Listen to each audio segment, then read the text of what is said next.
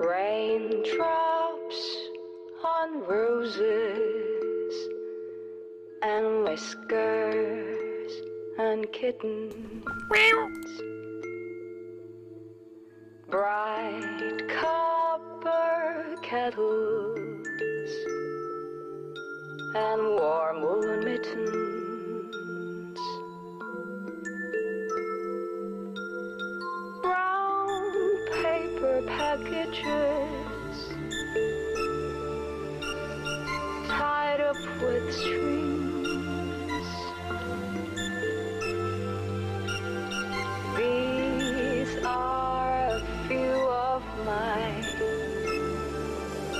and then I don't feel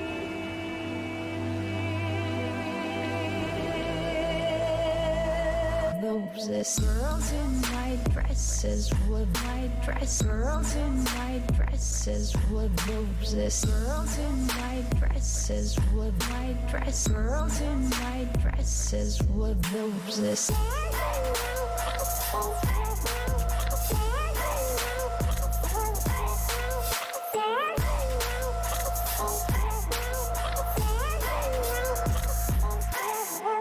Girls in white dresses with girls in white dresses, yeah, roses. Girls in white dresses with white dresses, in white dresses, yeah, with girls in white dresses, with white dresses, with girls in white dresses, with white dresses, white dresses, with roses. Doorbells and sleigh bells and schnitzel with noodles. Wild geese that fly with the moon on their wings. These are a few of my favorite things. Roses so bad.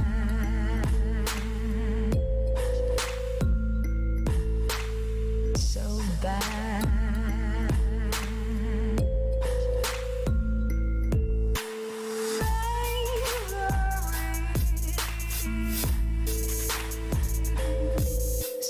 So bad. Roses. Girls in white dresses with girls in white dresses, yeah, roses. Girls in white dresses with white dress. Girls in white dresses with girls in white dresses with white dresses with girls in white dresses with white dresses with roses. Raindrops on roses and whiskers and kittens. Bright copper kettles and warm woolen mittens. Who is ready to wade through the slop? Hello everyone, hello and welcome to the stream. Oh my goodness, there are so many people here already. Death Dungeon Sub Boss, Artist Synth, Mr. Fishy, Yova, Quick, hello. Hello, welcome to the stream everyone. Hello and welcome to Trans Salamander. Hey Catherine, good to see you. Hey Matt J. Crowley, hey Matt, good to see you. Phenomenological Cat, one of my favorite usernames, welcome to the stream. Lovely to see you. Amy has followed, huh?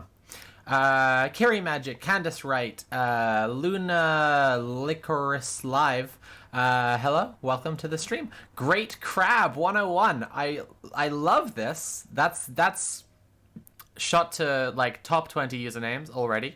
Liz Neen, hello and welcome to the stream. Blaz It and Middle Earth Marxist Snornat and Ink Theory.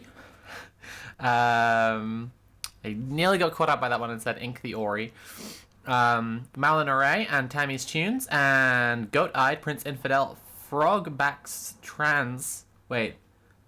Frogbacket's Trans. Okay. Three Raccoons in a Coat and Decime. Hello and welcome to the stream, everyone. It's lovely to see you all here.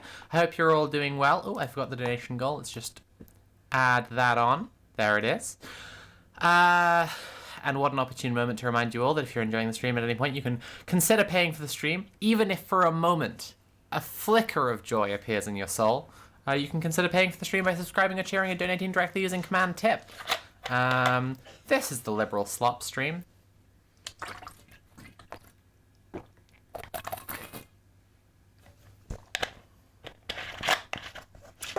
It's time for some slop.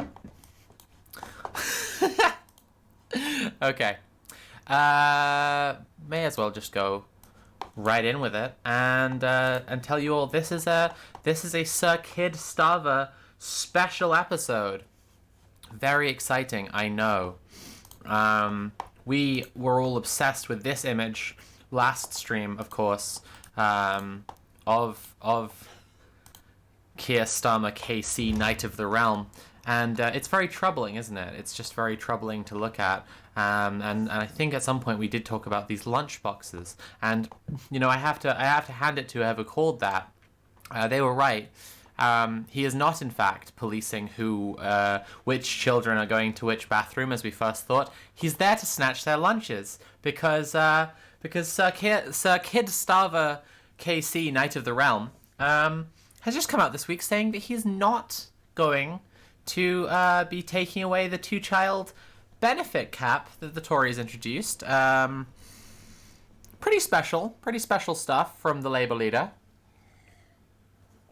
In Britain for the last few days, Sir Kid Starva has been trending.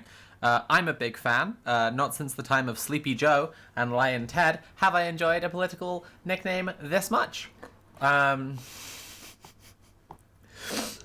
We've not had a political nickname as damning as Sir Kid Starva maybe since The Milk Snatcher. True.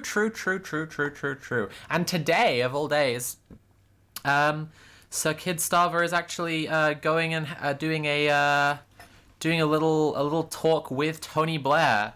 Oh my goodness, my webcam's just froze. There we go. Is doing a talk with Tony Blair at Tony Blair's Future of Britain conference. Good old War Crimes Magoo interviewing his mini-me. But it seems that even the war crimes like Tony Blair, registered passenger on Jeffrey Epstein's private plane, Tony Blair, does not have kind words to say about Kid Starva right now. So, tragically, Thatcher's legacy may be over after all. She, of course, called Tony Blair her greatest accomplishment. Tony Blair looks on to the great fail son, Sir Kid Starva, and weeps, for there were no more neoliberal frontiers to conquer. Right. Where to begin? Does Labour's soft left have a future, perhaps? I have been looking a little around the New Statesman's website, and as should be apparent from the coverage that we've given them on the Liberal Slop stream so far, they are somewhat Starmer-pilled. They are somewhat Starmer-obsessed. They can't stop talking about Starmer. And as people who have, as astute students of the Liberal Slop stream, regular attendees, students who've been taking their notes and doing their homework, should realize even criticism of Starmer within a holistic environment of debating what he should and shouldn't do when he's definitely PM is all constructing a world where Starmer is definitely going to win and definitely should be respected as a real and worthwhile legitimate Prime Minister of Britain, who definitely isn't just winning on the not the Tories vote.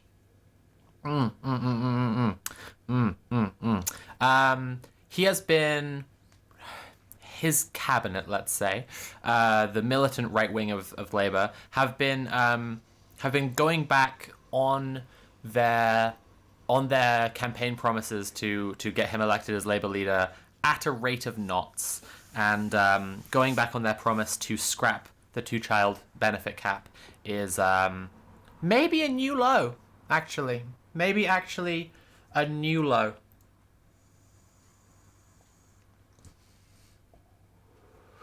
It's wild how easy it would have been for him to not alienate the soft left, but no, the neoliberalism is too strong. I agree, Mr. Fishy. Blaz, it says Sleepy Joe is unironically great. Yeah. Because he's so sleepy. I like Sleepy Joe as a nickname because I think it captures Joe Biden very well, in that he is pretty uninteresting, you know? He's asleep at the wheel. He's just another one. He's just another American president. He's much like all the others. Like, even the insult that famously cutting and petty Donald Trump came up with for Joe is just sleepy. He's just sleepy, and as someone who is frequently sleepy herself, I like it. I relate. Small Cute Frog, thank you so much for subscribing and saying, hi, my 10 gift subs finally went through. Don't know why my bank was weird. Yeah, very strange. Marina, thank you so much also for subscribing. It won't let me give you money. This is rude. It won't let you give me money? What? Okay, everyone. I think we're all going to have to test the money-giving channels, because clearly I'm being suppressed by the CIA. Whether or not you're enjoying the stream, it's now time to see if you can support the stream by subscribing or cheering or donating directly using Command Tip. Because we must find out what's going on there and why they wouldn't let Marina give me money. That's just wild. Oh god, we're gonna see quite a few pictures of Kid Starva today, because it's the Sir Kid Starva special. They're all quite something. I mean, nothing will ever be really as powerful as him lurking outside this children's bathroom in a school, ready to snatch their lunchboxes away. But, you know, it's just... I feel like I'm seeing him age 10 years in 3 photos here. But I'm pretty sure these are all from the same, like, news cycle. Wild stuff. Wild stuff.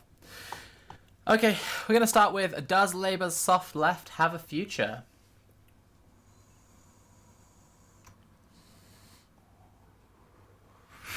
By Jeremy Gilbert. Mr. Fishy, thank you for donating £5 and saying testing. Looks like giving money is possible, but it's worth checking. It's worth everyone checking if they can send money. Because what if only Mr. Fishy is allowed? A normal man who photographs very normally, says not that ant. Yes, an extremely normal looking and normal outside and inside. In the face of Starmer's attacks, we can either slink off into political isolation or work together to reclaim our party. Nice. Okay, let's go, soft left. Soft left getting hard. Soft left going to the gym. Soft left joining the Swoletariat. Many members have been expelled from the Labour Party over the last 3 years, even if threatened expulsions have provoked as much anger as even if few threatened expulsions have provoked as much anger as Neil Lawson's. Many more members have left Labour voluntarily. This is exactly what the people running the party wanted to happen and wanted to keep happening. That may sound unlikely, but it shouldn't. Anyone with a shred of commitment to democratic norms or basic principles or natural justice will have been shocked by the treatment of Labour members since 2020. Keir Starmer's behaviour itself amounts to a grotesque insult to the people who elected him. I agree. He having broken almost every promise he made during the 2020 party leadership election. Cool stuff. May 29,000 says, I'm the soft left. I fight fascism and I'm real squishy. I'm the big soft girl left. I'm the soft left over here. I'm the soft and curvy left. Members have been expelled for such absurd crimes as having made positive remarks about Green Party politicians on social media or having attended events organized by groups that were not even prescribed at the time. Awesome.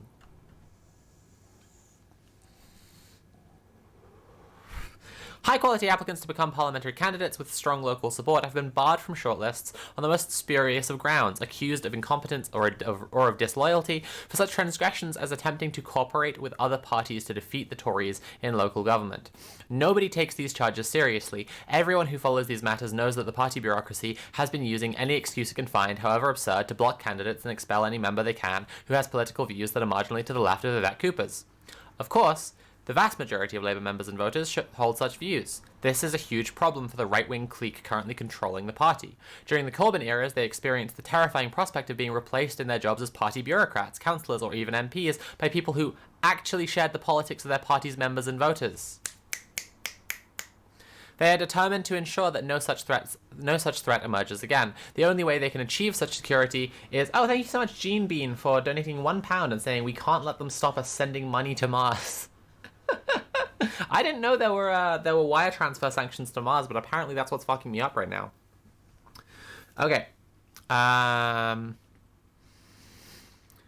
They are determined to ensure no such threat emerges again. The only way they can achieve such security is effectively to return to the party to its condition before Ed Miliband became leader in 2010. Much smaller than it is now, with a tiny membership by historical standards, but one that could be relied upon to remain compliant, loyal, and cooperative with the leadership, however little it offered to them or to the country. Yo!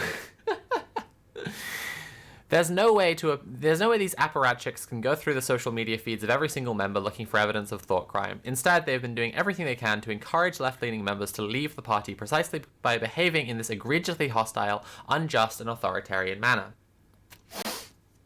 Members feeling so disgusted by the behaviour of the leadership, so sympathetic to the unjust treatment of its victims, that they no longer wish to associate themselves with Labour, this is exactly the response the leadership is looking for.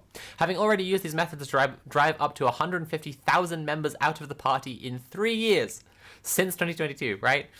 There are still too many lefties. I hate this word. I loathe this word. This is a word that tells me that makes me feel someone is deeply, not taking their politics seriously and unaware of the proper distinctions between kinds of left. But then again, the person writing this identifies himself as soft left, so oh well. Still too many lefties in Labour for their liking. This is the context for the latest and most high-profile case, the threatened expulsion of Lawson, the director of the centre-left group Compass, and a party member for 44 years, for the crime of praising a Lib Dem councillor's tweet advocating support for a Green candidate in an Oxford local election. The change is absurd. It's clear that Lawson was not advocating a vote against Labour in that election, which would break party rules, but praising a general attitude of cooperation across the left and centre-left. The word lefties makes me feel physically ill, says Phenomenological Cat. I knew I liked you. But that really isn't the point. The howls of outrage have been issued by, among others, Guardian leader writers, The howls of outrage that have been issued by, among others, Guardian leader writers, have been entirely justified and appropriate, but they are exactly the kind of reaction that this gesture is calculated to elicit. The aim of this measure, along with the routine blocking of soft left applicants to become parliamentary candidates, is to persuade members whose politics are close to Lawson's to follow their Corbynite comrades out of the party. Soft left is a term that confuses many. Here we go. Here we go. Here we go. Okay, so I've been holding off on critiquing this article too much because as you're seeing, it's an absolutely fire roast of Sir Kid Starva, and that's what we're here for today. But as I already said also, the creating of a seemingly holistic set of opinions on Sir Kid Starva allows people to think that they're reading the New Statesman to make up their own minds and then be gently led to the conclusion that he's actually really cool and you should vote for him. It's all very much part of the game. Soft left generally means center right. Yeah, thank you. Thank you, Triplicate. That's exactly what I'm kind of getting to. Soft left frequently. It's such an unhelpful and nebulous term because someone who is a a certain kind of conservative liberal could consider themselves soft left. It's the crucial disagreement is against the dismantling of capitalism. The dismantling of capitalism. The only thing that can stop climate change. So it's an entirely nonsense and impractical politics that cloaks itself in being practical, just like every other brand of liberal. Okay, so soft left is a term that confuses many and means different things to different people, but we'll find out what the author here takes it to mean for himself. Broadly speaking, it refers to a political position that aspires to see governments genuinely shift the balance of wealth and power towards those who currently hold neither. Lovely. I'd love that. But which is willing to accept modest goals and a pragmatic strategy when political circumstances dictate. So they don't actually care about it getting done, then. If this sounds like the basic common sense position shared by most Labour members and supporters, that's because it is. Sadly, yes. Historically, the soft left has been associated with organisations such as the Old Tribune newspaper, the Labour Coordinating Committee, Compass, and Open Labour. Neil Kinnock and Ed Miliband are regarded as having exemplified its politics. During the Corbyn years, the more radical wing of the soft left backed Jeremy Corbyn, and many became members and supporters of Momentum.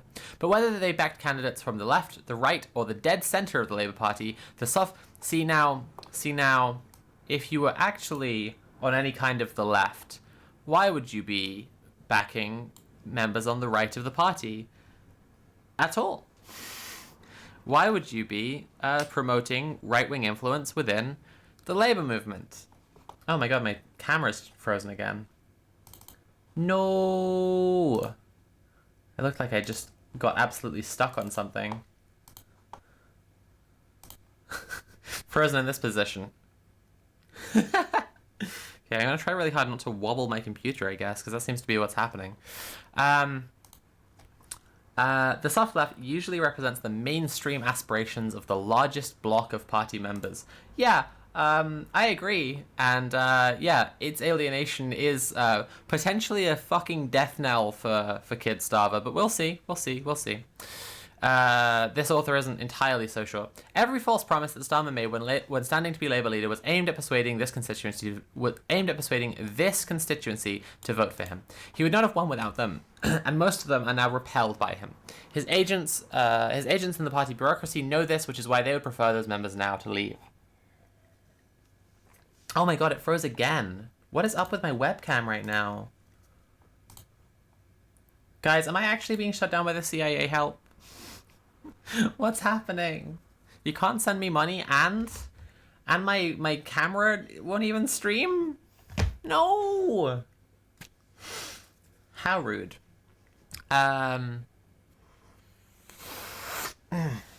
Did we settle whether everyone in chat can send me money? Has everyone in chat tried sending me a little bit of money? Oh, I see there's an ad running right now. The soft left are softly censoring. So true. Webcam's had enough of Starmer. Yeah, my webcam's actually just going on strike. Where are we up to? Starmer may seem impregnable. I don't know, I've seen some fan fictions that would disagree. For the moment, with a vast poll lead and complete control of the party apparatus, but we live in volatile times, and a group of MPs with little left to lose might eventually decide to provoke a leadership contest. Right now, the members would probably vote for almost any candidate who promised to end the leadership's control freakery. They would probably not be moved by appeals to Starmer's electability. Polls show that he is personally unpopular, and everyone can see that the Tories have destroyed their own credibility without any help from him. Yes, exactly. His entire base is just... His entire hopes of getting in is just being not the Tories. That's literally it. I was in another tab. I heard that as Stalin may seem impregnable. Again, I've seen fan fictions that would disagree. They also know how close Corbyn came to victory in 2017. Why? Sorry, this is just always a little painful to read. The Labour right sabotaged Corbyn, and he lost the general election by 2,000 votes. It's been proven that they took extreme measures to sabotage him, and then he lost by this much. And now these fucking right-wingers control the party. The entire situation is just disgusting. Why, under these circumstances, should Labour members put up with the likes of Wes Streeting, the Shadow Health Secretary, telling them they should harbour no hopes for a better future? Yeah, that's a bit special, isn't it? Let's have a look at that. False hope is worse than no hope. Labour won't make promises it can't keep. Wes Streeting. We're going to be in the tradition of... Let's just really quickly, Wes Streeting. We're going to be... continuing the tradition of the liberal slop stream and looking at some amazing pictures of politicians today. And honestly, like, who has more I am definitely a normal human being energy than this fucking poured in a mold tulpa, this goddamn clone... God fucking damn, Wes Streeting. Fucking hell. Just unsettling. You know? I'm not entirely sure Wes Streeting would pass the Turing test. Like... Oh, Christ almighty. He looks like he's escaped Madame Tussauds. Just deeply, deeply unnerving. People want him to run the NHS? I do not. Fucking hell. Fucking hell. And then this picture where he looks like Tommy Robinson. I'm normal and can be trusted around the control of the Labour Party, Wes Streeting. Yeah, exactly. That's the vibe. His two vibes are Tommy Robinson impersonator and I have no words.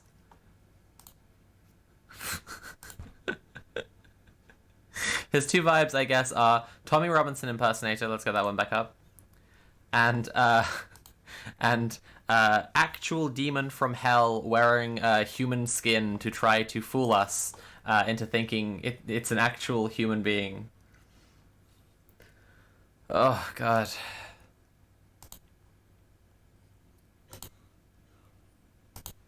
I don't know if I know another person who gives more of a vibe of, like, being an actual space alien and trying to... and my whole brand is this. But I do think that David Cameron... I do think that there's a certain argument that David Cameron and our special boy, Sir Kid Starva, may have had a secret love affair. And this would probably explain this thing here. This monstrosity. This fucking tulpa. Okay, we're getting off track. We're getting off track. But we will be revisiting Wesley in a little bit. So I'm just gonna keep this one to hand since it's just so deeply, deeply unusual. Should I add this one to the intermission screen as well? It's just very, very bad to see. Oh. Ah! Okay. We're not going to read false hope is better than no hope. I think I might actually vomit out all of my internal organs. If I had to read this fucking guy. This fucking guy. Explaining how Labour won't make promises it can't keep after it's already done that dozens of times. Starmer knows all this, as do his people, and that is why they would very much prefer that a large portion of the current membership simply leave. There are two possible outcomes for this scenario. One is that, as the leadership is hoping, tens of thousands of soft left members tear up their party cards in the coming weeks, just as so many Corbyn loyalists have done. The other is that the progressive majority of Labour members treat this moment as a turning point and begin to regroup. I will also, if we have gotten into critiquing this article a little now, the idea of Corbyn loyalists is just deeply irksome.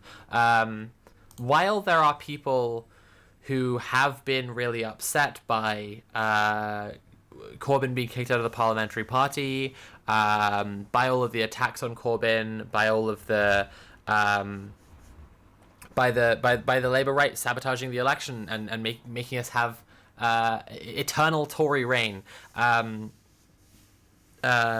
It's not a loyalty to Jeremy Corbyn the man, and this is something that is implicit to a lot of liberal slop writing, right? Is it must all just be the personality competitions of all these different neoliberal ghouls, right? their explanation of Corbyn's popularity could never come down to him proposing policies that people actually liked. That's unthinkable. Anyway, if you're enjoying the stream, please consider paying for the stream. You can subscribe or cheer or donate directly using Command Tip. Or can you? Who knows? Maybe you should all try. Maybe you should try sending me £5,000 just to see if it works. That would be interesting, wouldn't it? What an interesting experiment. Okay. The other is that the progressive majority of Labour members treat this moment as a turning point and begin to regroup. Under the circumstances we now face, the distinction between hard and soft left has persisted since the 1980s seems increasingly irrelevant and outdated. You would say that, wouldn't you, liberal? If we manage to push the right wing of the Labour Party out, you will find that the distinction between hard and soft left is a lot less irrelevant and outdated than you want it to be. Nonetheless, I think that, you know, grouping together to make the Labour Party authentically left wing again, I definitely support that. So I'm not, you know, not wholly writing off this, except that I am, because as I've already said, all of this is just to present the idea that New Statesman is ever critical of Starmer, but we'll get to that in a sec. All those in Labour who are committed to any kind of progressive programme are under attack. In the face of this challenge, we could choose to slink off into political isolation, or we could start to work together to reclaim our party. This would not be an easy task, or one that is likely to be achieved overnight. It would provoke media hostility and fierce resistance from Labour's militant right. It would probably take years to achieve its goals, just as it took years for the left to recover from the splits and defeats of the 1980s. It would require organisation and campaigning within the trade unions as well as the party, and a complex relationship with activists and movements outside of it too. But until some viable alternative to Labour emerges on the political left, it's hard to see what other strategy could bear electoral fruit. The potential support for a broad project to unite the left of the party is clearly significant if groups such as Momentum, Compass and Open Labour could work together. Personally, I'd like to see some new umbrella organisation, Labour Democratic Socialists, bringing these tendencies together. For now, Labour's Democratic Socialists still constitute a majority of its membership. Some of us will no doubt continue to be forcibly ejected. But for most, whether or not we remain a majority is largely up to us. Of course, if we continue to exit the party in droves, we will find ourselves marginalised soon enough, which is exactly what Starmer and his allies are hoping for.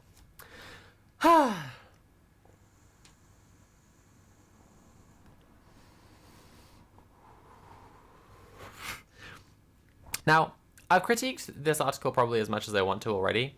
I think that Jeremy Gilbert, should we have a look at what else he's written? Labour cannot ride the Brexit wave to socialism, it must fight the nationalist fight. Oh my goodness. Wow. Wow, wow, wow, wow. Wow.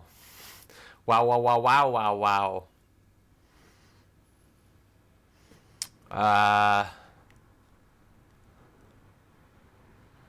Are there many non-xenophobic Leave voters? Uh-huh.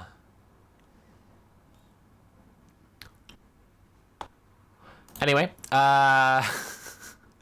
why the time has come for acid Corbynism. Oh god. Oh no. Oh no, I'm gonna have to read that. The term has provoked fascination, mystification, and derision in almost equal measure. Who was ever saying this? The term coined a few months ago by Labour activist Matthew Full. I've never heard this in my life. I mean, I know the acid yeah, there we go. Mark Fisher would use the phrase acid communism. Yeah. Acid in this instance doesn't designate a commitment to the use of psychedelic drugs, but it refers to as a belief that animated both the psychedelic movement and the more politicized sections of the 60s and 70s counterculture. The liberation of human consciousness from the norms of capitalist society is a desirable, achievable, and pleasurable alternative. Yeah. Well, I mean, honestly, that's making acid Corbynism sound fucking based. Doing a couple tabs with Jezza, I cannot tell you how much. Like, also, can we just point out for a second? Can we please, everyone stop everything you are doing and just look at this picture of the boy for a second? Right? In their images to attack Corbyn, which is like all images of Corbyn published by liberal media because they fucking hate his guts, they still made him look better than their pictures of their own guys. Their pictures of their own guys make them look like fucking horrifying flesh puppets. And their picture of Corbyn to make fun of him for being a loony lefty, it makes him look really fucking fun. Oh my god. Utterly fucking incredible. Alright, we're closing the Wes Streeting article. We're not reading the Wes Streeting article. Okay, I'm gonna keep this tab open. Tab, get it? I just realized this is a square image that you could perhaps print out onto a sheet. Maybe a sheet with perforated lines running through it that could be easily torn off into smaller pieces of paper. And that's a very interesting idea to me. Anyway, okay. Why the time has come for acid Corbynism. We're not reading that. We're not reading that. We're looking at this event from Labour Together and The New Statesman. Look at that. It's a summer party. They had a little summer party together. Look at these normal people.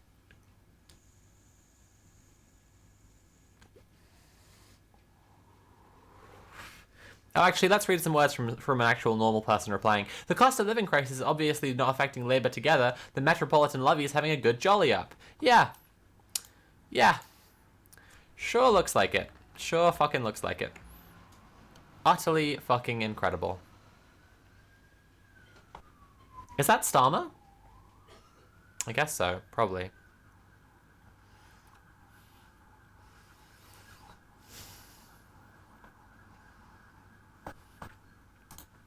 I wanted to highlight this because, again, you can have them publish that article by Jeremy Gilbert, very, very critical, utterly condemning, incredible slams on Starmer's utter failure of leadership and tremendous and earth-shattering cowardice. But the New Statesman, at the end of the day, is still throwing a summer party to celebrate the Labour right, you know?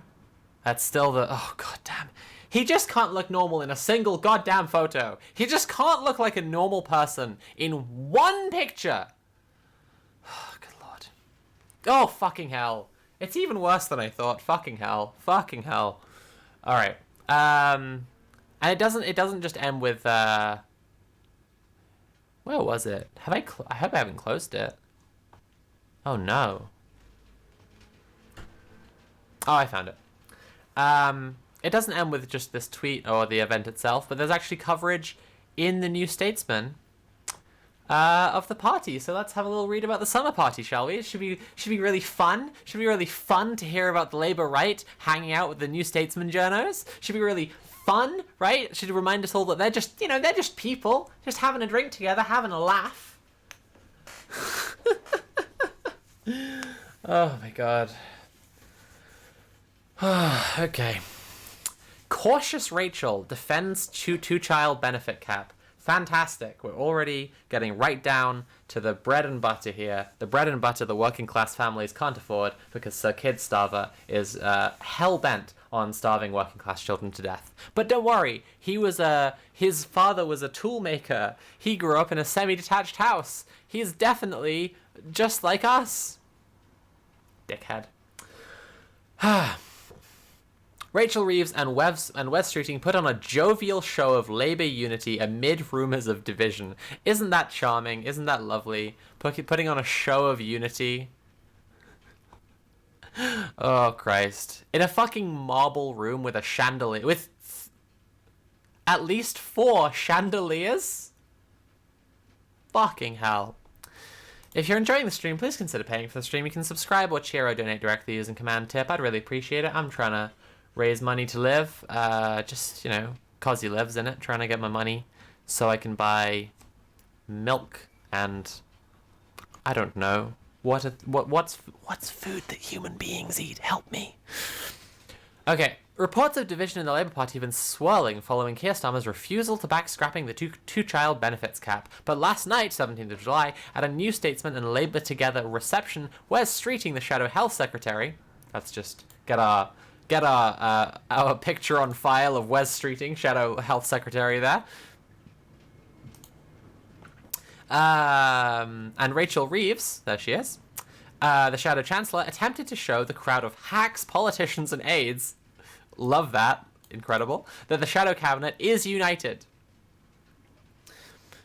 Reeves, who alongside Starmer is facing criticism from MPs and activists over the benefits cap, insisted that maintaining it was vital to rebuild the trust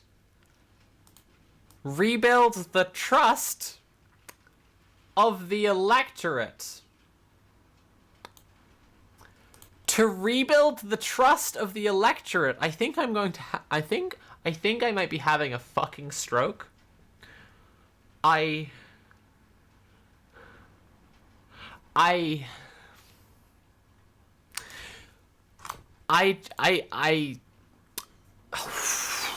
She said that Labour needed both creative Rachel and cautious Rachel to make sure. I'm sorry.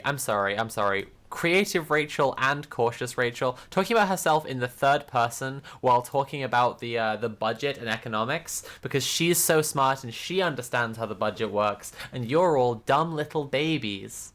We need creative mummy and cautious mummy to make sure it all goes well. We're going to rebuild the trust of the electorate, who are all fucking idiots. They're all fucking idiot children. That's why we need to have creative Rachel and cautious Rachel. Fucking hell. To make sure we can have creative Wes, creative Bridget, Phillipson, the Shadow Education Secretary, and creative everyone else in government, there would be no chance to have policies to transform the country, whether it is on education or health, and indeed putting children out of poverty, unless we get a Labour government that is now within our grasp. She's saying that ordinary people won't vote for scrapping the two-child benefit cap.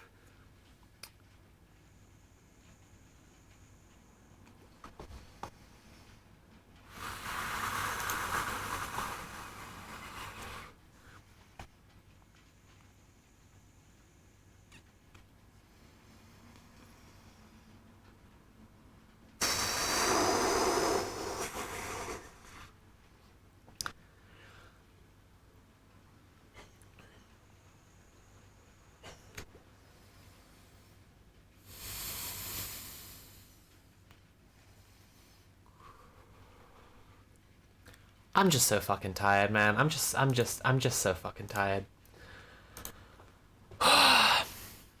Okay. Streeting. Let's just get our image on file there for Wes Streeting. There he is. Streeting, who gave the opening speech at the event, also spoke in support of Starmer. I'm so surprised that he would speak in support of Starmer, telling the crowd that the expectation that Labour will win the next general election. Hang on a second. The expectation the Labour. Guys, come on. What is this? The Guardner? Come on. We expect higher proofreading quality than this. Will win the next general election is due to Keir's leadership of the Labour Party. It's just my boy Wes Streeting. He can't sound like a normal person when he can't sound like a normal person. He can't look like a normal person. He just can't fucking pull it off, you know? He's like, it's that Nat used to do this impression of Keir Starmer that was based on this clip where they were asking him, like, what policies will you actually put in government, though? What will you actually do? And he just refused to say anything, but just, like, slowed down and got louder in what Nat called English on holiday voice. Like, Nat's in the other room. She's decided to opt out on this one because she's got a cold. I'm not going to be able to do the impression as well as her, but it was like, the party was bad, which was bad, but then we're changing the party, which is good. That's running in to do her impression. Come on. English and holiday voice. We've changed, and that's good, but we haven't changed enough, and that is bad. Yeah. Trying to remember what else I was saying. Well, my point in bringing this up is how much this fucking freak They're clones. they're actual It's clones. actually just Thank you for saying it's it. actually just the I same feel guy. like I'm insane. I feel insane looking at this fucking. Look at this. He was brought out of a vat. He is a clone of Kirst. Well, They scraped. is that Kid Starva? They scraped some gunk off of Epstein Island after Right. Tony Blair went there, allegedly, and then they poured it in with the chemical X, Yeah. right? And they birthed Kid Starva, fully formed, already square and grey. And then they were like- scraped some goo from under his fingernails, and then they made And then they Wes went, Streeting. okay, there's enough to make 7 very bad apparatchiks who won't be good at their job, or 1 incredibly mid apparatchik who will repeat anything that is said to him. Which one should we go for? Which would be better? And they decided this monstrosity was the solution. He looks like a fucking Bond villain, but with no riz. Like, imagine if a fucking Bond villain had just exactly 0 riz. Yeah. Like, fucking... Anyway. Oh, God.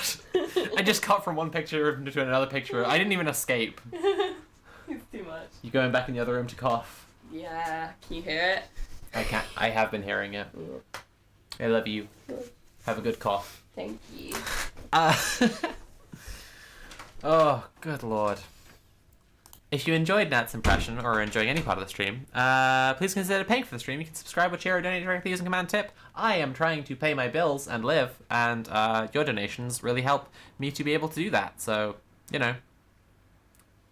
Please? Saying Keir's leadership of the Labour Party, it's just the blandest possible thing. It's the leadership, you see. It's the leader. I don't know what Wes Streeting sounds like. I can't possibly bring myself to listen to a clip of this fucking freak talk. If people don't entirely understand my ire towards this tulpa, this clone boy, this little neoliberal Pinocchio, if people don't understand my fucking ire towards him, you need to understand that he said that they should definitely privatize the NHS and push as hard as possible towards privatization, and that he, as health secretary, if elected, will be doing that because he cares about working class people, because it will lead to people being able to get their appointments, you know, provided they have the money. Fucking freak. Absolute fucking freak. I mean, he's got a long history of saying other ghoulish neoliberal nonsense, but, you know. But that's the one that springs to mind. And that's the one that has me sad, has me weeping that they ever bothered pulling him out of the vat. Labour will win the next general election is due to Keir's leadership of the Labour Party. Just like, okay, you want to say anything about it? No, just it's, he leads the party. He is the leader of the party, so that's good. Oh, Christ. He also warned against complacency, and to critics on the party's left said that it's no use campaigning for a better Labour opposition. I mean, finally some goddamn honesty. It's time to start campaigning for a better Labour government. What a deeply goddamn depressing thing to say.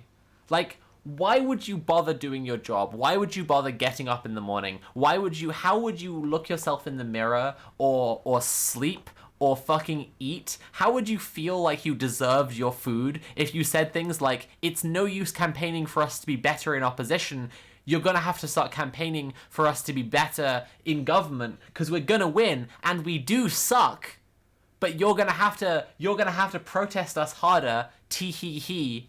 Sure is convenient we brought the Tories... Sorry, I said we there because these fucking because let's just drop the fucking pretense, right? Graeber said the Labour Party only gets in to give the Tories time to regroup, and that the Tory Party simply is the government of the UK, and that's just fucking true, isn't it? Ah, Christ. Streeting took the opportunity to crack a few jokes. Who's ready to hear this man's jokes? They're really funny. I've read the article ahead. I know where we're going with this. Are we ready for some jokes? Some funny little jokey jokes? Are we ready?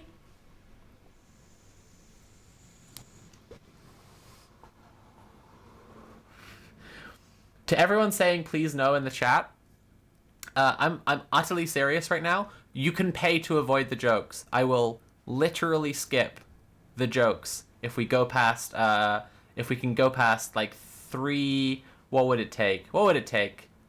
Let's say 400. Please don't hurt us. Shutdown.exe the stream. Sophie, why are you hurting us? I do not believe this GMO'd freak knows what a joke is. I have no money. This is class warfare. Hey, Malinaray, I'm just following Wes Streeting's lead. You know, I'm just making sure that the more people can participate in the stream. When it's all a public sector stream, the waiting lists are too long. Privatizing the stream will make more people be able to this fucking guy. I'm sorry. It's just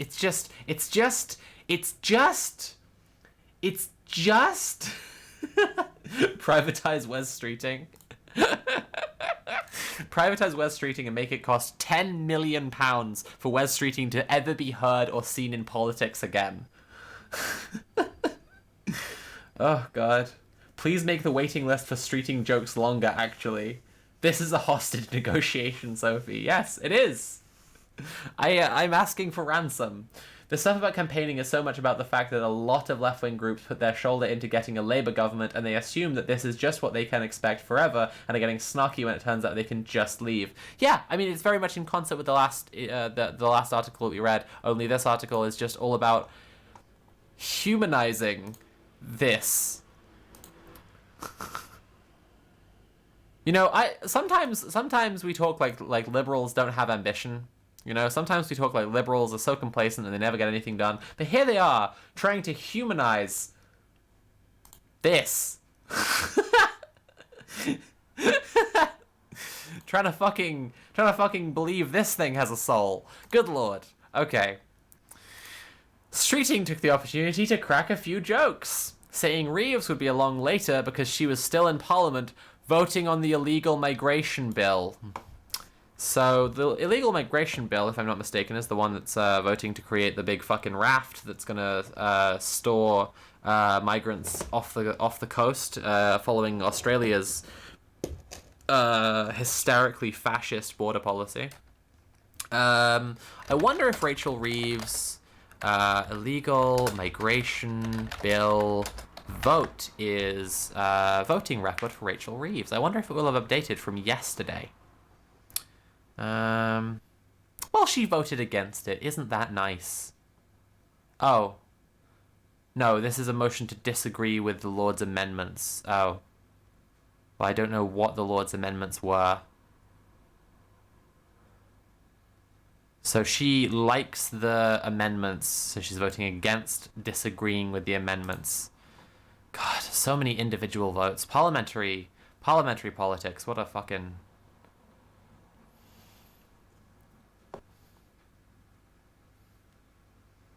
Okay. Relationships and sexuality education, Northern Ireland Amendment regulations. Huh.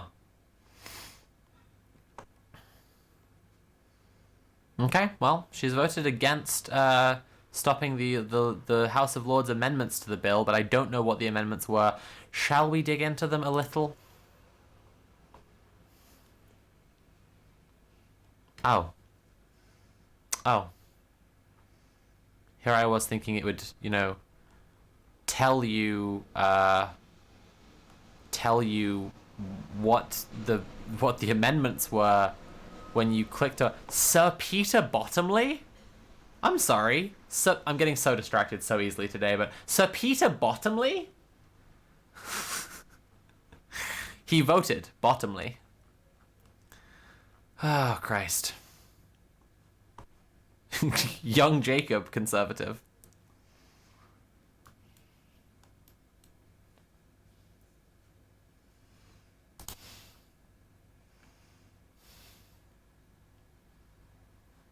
Sir Peter Bottomley. Oh, Mr. Peter Bone. Look, Crispin Blunt, like many conservatives, we don't need to get into it, but Crispin Blunt, good lord, what a name to be wasted on a conservative MP, you know? When it could have been the birth certificate name of a rapper. Come on. Of a once-in-a-generation hip-hop artist. Okay.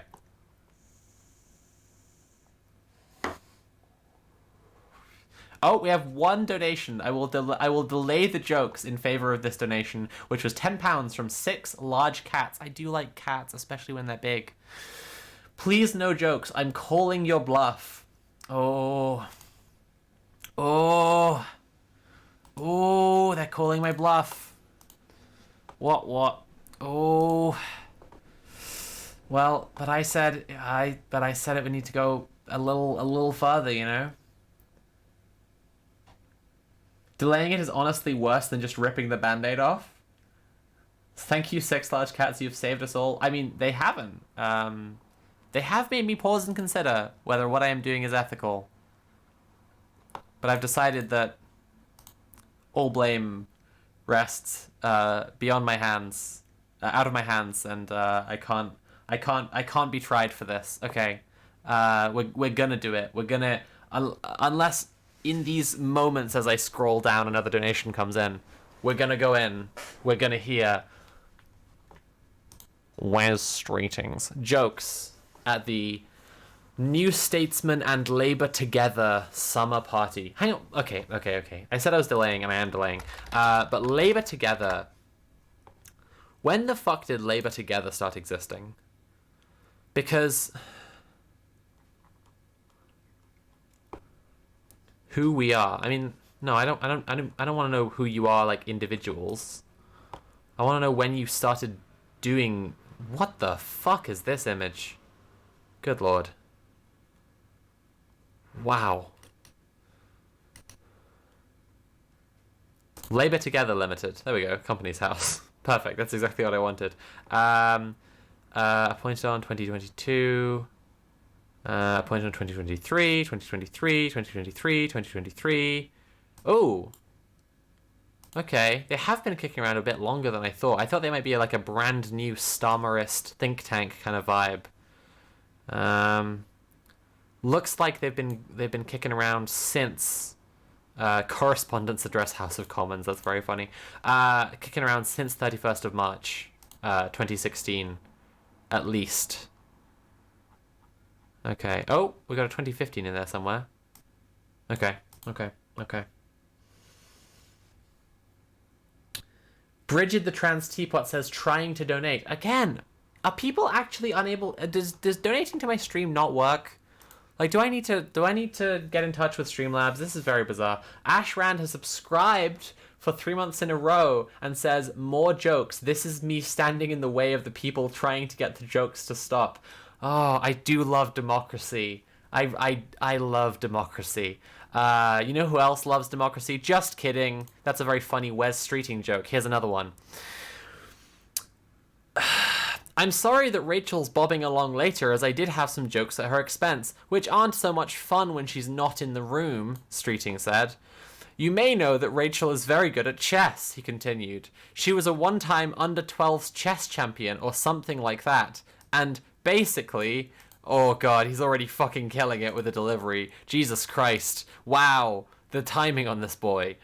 And basically, she's committed to keeping up chess by playing under 12s. If you look at Rachel's Instagram feed, it has lovely pictures of her playing chess against children, but not telling you the score. You know, that thing they have in chess. The score? The, you know that... comedy GPT. I'm sorry. You've just hit me with an absolutely cursed idea. Let's fucking go. Let's fucking go. Let's fucking go.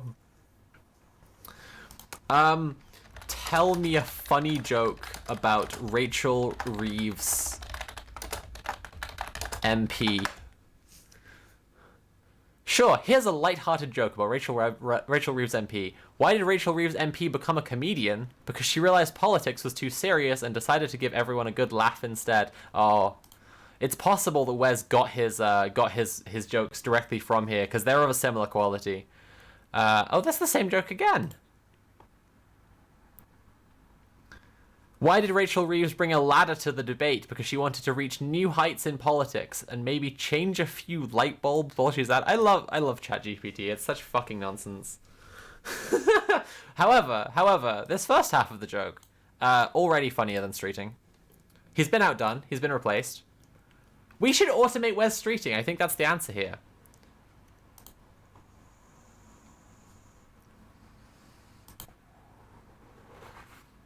Oh wow, it really has two jokes.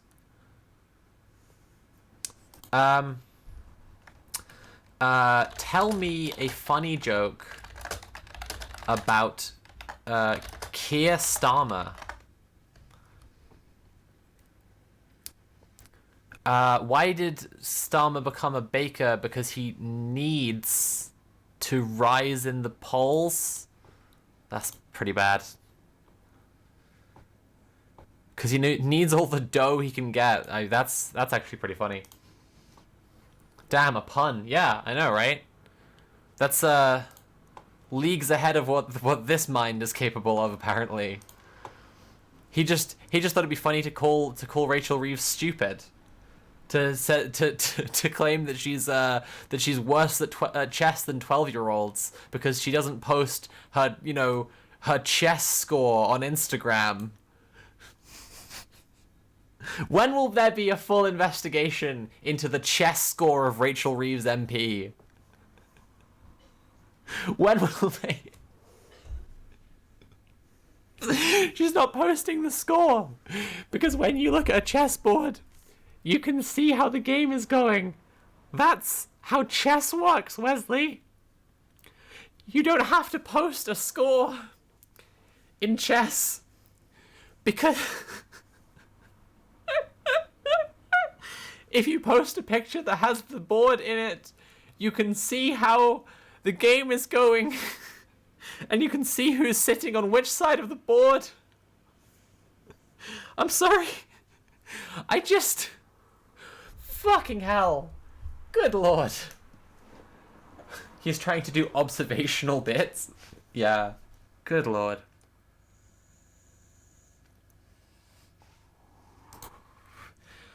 Oh my god. Okay. Streeting steered clear of jokes about Starmer. ChatGPT doesn't need to. Tell me a mean joke about Kid Starva. I'm sorry, but I can't generate that joke for you. Oh no! Oh no! Okay. Tell me a joke that Wes Streeting would make about Kid Starva. I don't have access to personal opinions or the ability to accurately replicate someone else's sense of humor. However, I can try to provide a lighthearted... And then they've just done the latter one again. Tragic. Absolutely tragic. Who would win in a comedy competition between Wes Streeting and Peter... Good lord. Good lord. I have to proofread chat messages before I read them out loud. Pretend you're a jerk and tell me...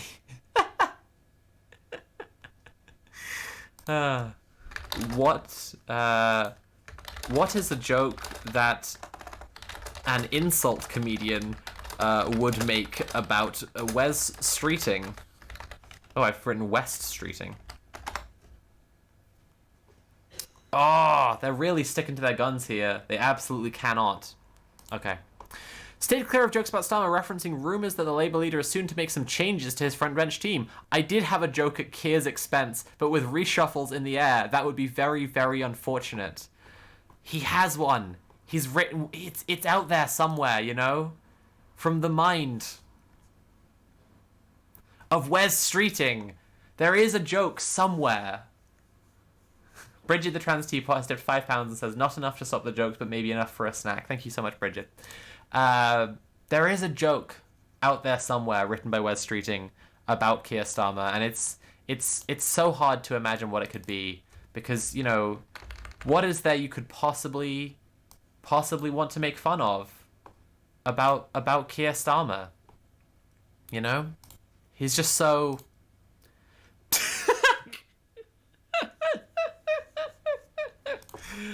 Oh, God. He's kind of giving... You know what I'm saying? He's just kind of giving this energy. You know? He's just extremely grey and square.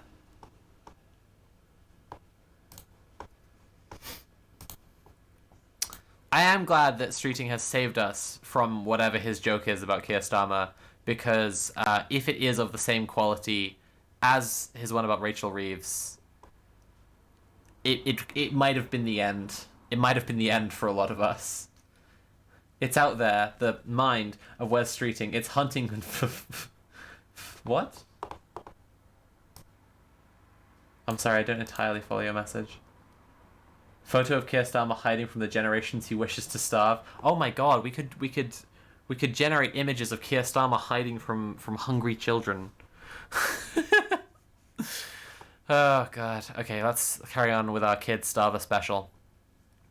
I did have a joke at Keir's expense, but with the reshuffles in the air, that would be very, very unfortunate.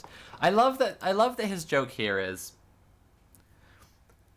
I'm a spineless piece of shit. Ba-dum-tsh.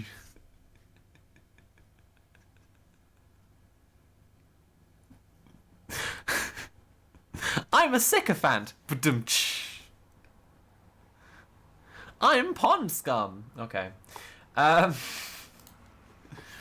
Not one to be outdone, the typically serious and sensible Reeves had a few gags of her own. After being introduced as Britain's first female chancellor, she said, Wes didn't bother voting in the votes tonight. I also gather that he likes to speak when I'm not there, so he can get away with unfunded spending commitments. Any of that, come and have a chat with me. Oh yeah. Yeah. I guess she is the funnier of the pair. Hey. Let's,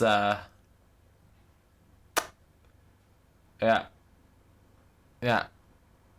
That's pretty funny. Oh. That's the end.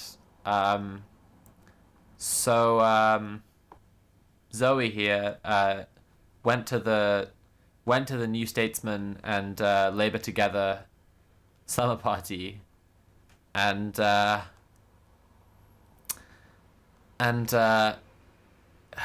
job was to humanize this, and that's really all she could write. That's all the material they wow. Wowee.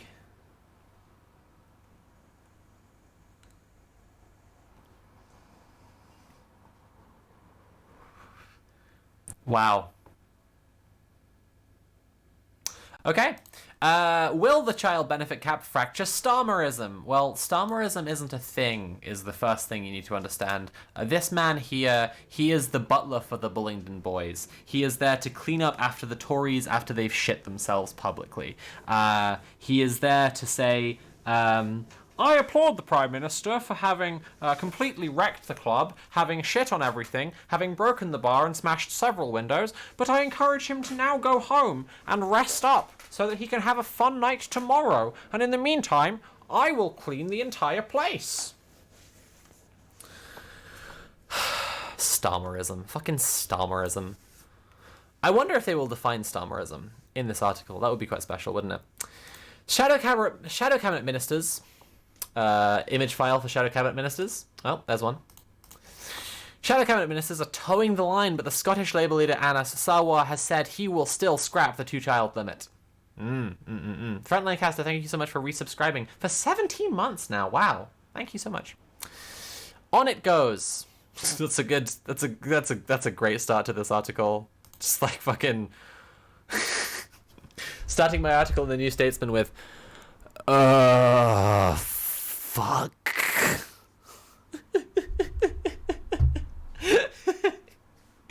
On it goes. The shadow cabinet ministers John Ashworth and Lucy Powell have been sent out to media studios to prove their loyalty and defend Keir Starmer's commitment to keep the two-child benefit cap.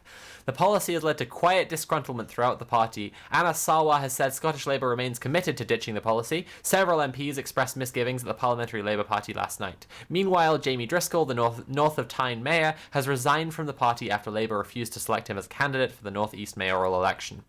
Ashworth and Powell took the line that Labour won't introduce unfunded spending commitments, with Powell going so far as to say, "There's no money left," to coin a phrase. Sorry, to coin a phrase? I mean, maybe that's tongue-in-cheek. Powell's invocation of the then Chief Treasury Secretary Liam Burns' 2010 letter to his successor, the original "no money" message. Okay. I mean, coining a phrase means coming up... Okay, fine. Is quite the tactic given the note that the note has been used against Labour ever since. This was the same line that the coalition used to justify austerity. Uh-huh. Powell's quotation feels designed to provoke and prod those who have reluctantly accepted the limited spending plans imposed by Rachel Reeves, sensing danger. Sensing danger. Rachel Reeves only actually makes jokes when she's very threatened.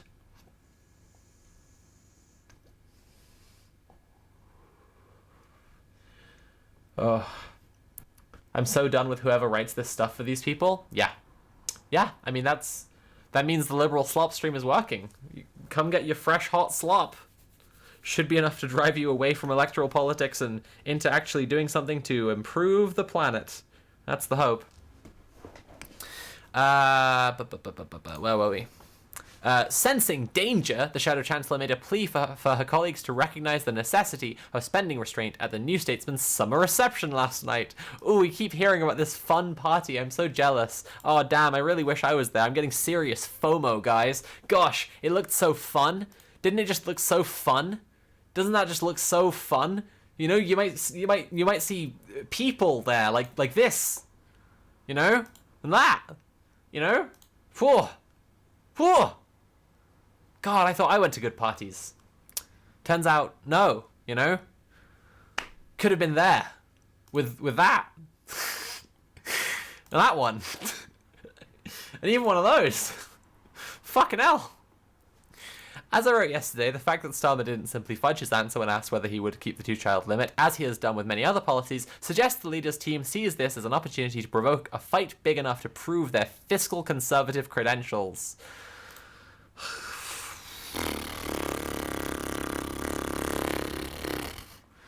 I really do hate children. No, I can prove it. I do hate the working class. I think poor people are scum. I can prove it. I can prove it with my policies. I can really do it, guys.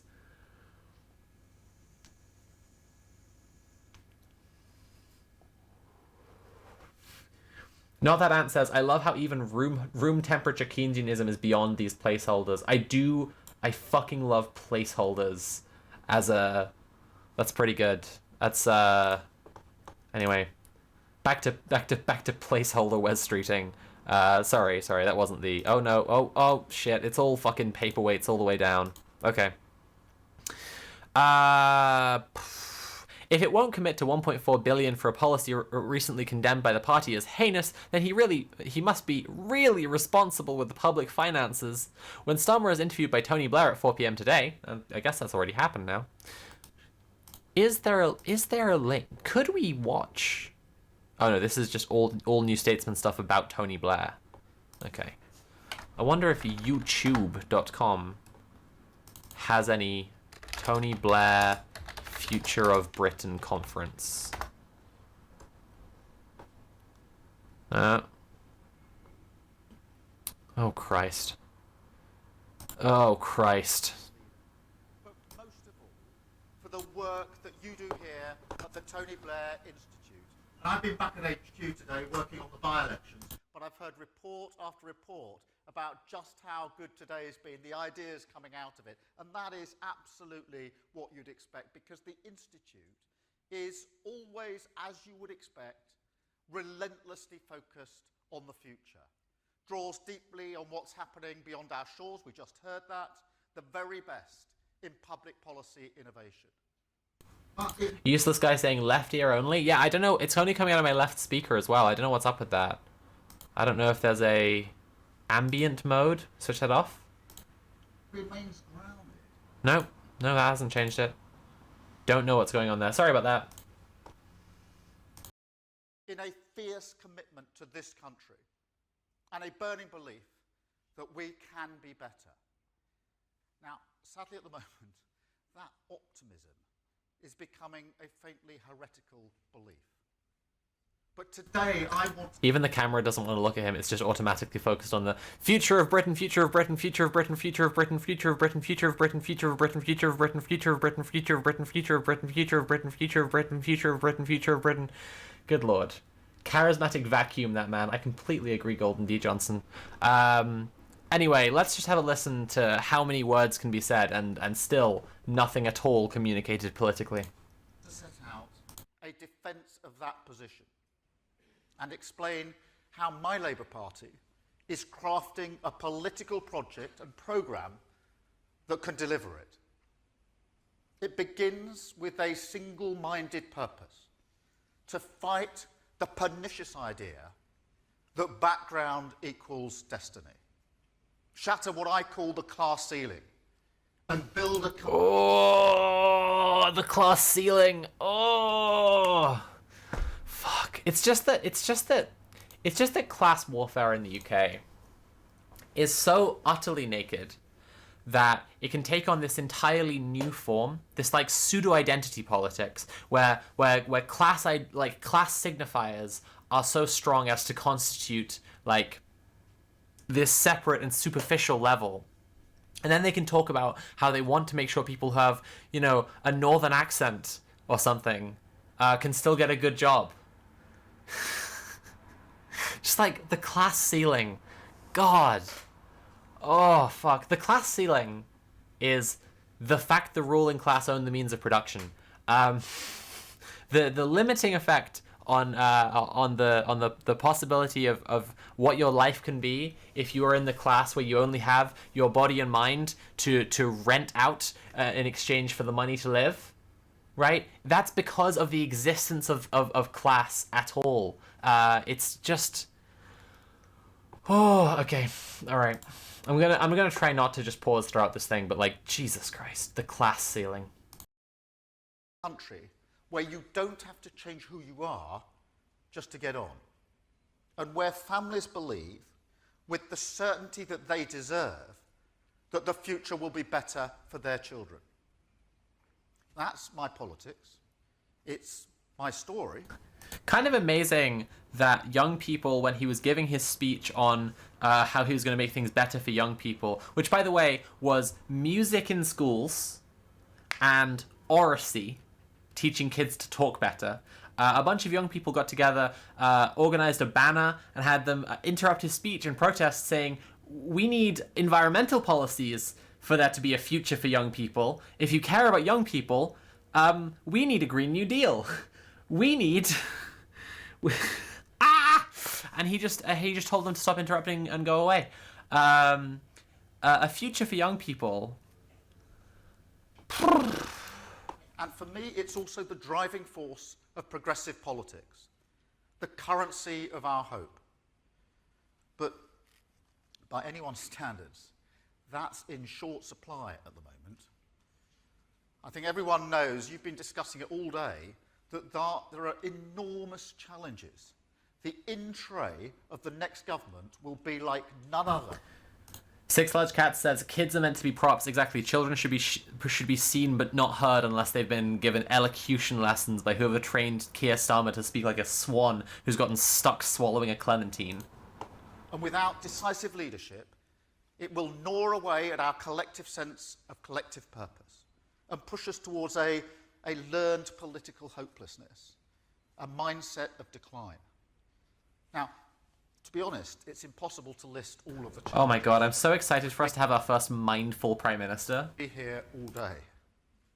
There's the cost of living crisis, of course, and climate change, a recipe for long-term global instability. Holy fucking An aging Christ! society, the biggest change in who we are since the Industrial Revolution. artificial intelligence, a technology that will, there's no doubt about this, reshape our economy and quickly. The changing balance of power... I mean, it's already replaced Wes Streeting. ...and an unforgiving global race. Oh, my mistake. Wes Streeting was AI to begin with. Not just for jobs, but also for the new materials and supply chains needed to sustain prosperity in this changing world. And then, as if that... I am begging you to refocus the camera on the man who is speaking. We have the mess of the last 13 years. A botched Brexit deal that strangled our economic dynamism. What a perfect metaphor for everything going on here. That the Tony Blair Institute just set up a camera. They hit the button. They hit the button that's like just auto everything. You know, just AI it. You know, just fucking just let the technology deal with it, and it's focused on everything in the shot, except the person speaking, delivering the keynote speech. Fucking hell. The camera person's already asleep. I'm saying there is no camera person. I'm saying there is one person who's been hired in to run all the cameras for the event, and they're currently busy doing something else because they could not possibly subject themselves to having to hear this motherfucker speak. This dead-eyed dog murderer. They could not possibly sit through his fucking speech. They couldn't possibly sit through Sir Kid Starva telling everyone how he's going to create a bright future for children. And so they've just left it on autopilot. Will blow up British home ownership. Infrastructure, starved of investment. Whoa. Hey now, okay. Finally he's saying some stuff we can support, blowing up British home ownership. Wages, totally flat. Public services, on their knees. The worst period for British productivity since Napoleon. Make no mistake, it's a new age of insecurity. Was that a joke? And we're... Was that a little tee-hee hoo-hoo ha-ha from Kid Starva there? For British productivity since Napoleon is on their knees. The worst period for British productivity since Napoleon. Ooh. Topical, I like it. Make no mistake, it's a new age of insecurity. And we're not even close to match fit. So we've got to get back on our feet, join the race, win the race, and get our future back. We need three things. Growth, growth, growth. Now, you may have heard a refrain a bit like that before. But I'm serious. Holy fucking mother of God. Holy fucking Christ. He's come to, I mean, they called Tony Blair Kid Starva there. He's come to the conference set up by the Institute, set up by his genetic donor, and he's just actually doing his bits. He's stealing his material. The answer that can restore long-term hope and opportunity. We need to rebuild the foundations of our economy, fundamentally change Britain's growth model. Growing the economy, and crucially how you do it, that is the central question. And not just here in Britain, for progressives everywhere. The biggest barrier to our purpose of lifting working people up. Now, it actually helps to think about this politically. It simplifies things. Because when progressives win, they do so with a fairly universal argument. Oh shit, game on. Like this. The fucking camera operators come back from a smoke break. That we will deliver, no matter Still can't focus the camera, just doesn't know how that works. how volatile the external world, security for your family, for your community, and for our country. And from that strong foundation, guaranteed by a dynamic state with world-class public services, your aspirations can flourish, success can be realised, and you can get on. Get on in a growing and stable economy that creates new opportunities, pays for that strong foundation, and, where necessary, the redistribution needed to tackle injustice. That's our argument, and when we convince on it, we win. But when we forget elements, when we forget security or aspiration. So he said nothing. He said nothing. So he said nothing. He said prosperity and growth. That's our argument. When we convince people that, we win. When we convince them of, you know, that it's it's going to be good. Please vote for me. I have missions. I have a mission-driven politics. Wealth creation or economic stability. Wealth creation. Then yes, we lose. But we also lose when we stop persuading new people to our argument. That's what I mean by project. Who do we need to convince again? And for my Labour Party, for me, after the We don't need to convince working class kids because we can just starve them to death. collapse in Scotland in 2015, the loss of the Red Wall in 2019, and the divisions of the Brexit years, the project is to return Labour to the service of working people. Alright, I've had enough. I need to hear from a real leftist. Let's fucking get the boy on. Oh, yeah, here we go. It's time to hear from a real left-wing Prime Minister. I think we're down here. All right. You good? Which one are you? Am I here? I know he was talking about which chair to sit in. But it's just like something about the middle clone of the three clones asking the older clone, which one are you? Fuck. Well, this is a first.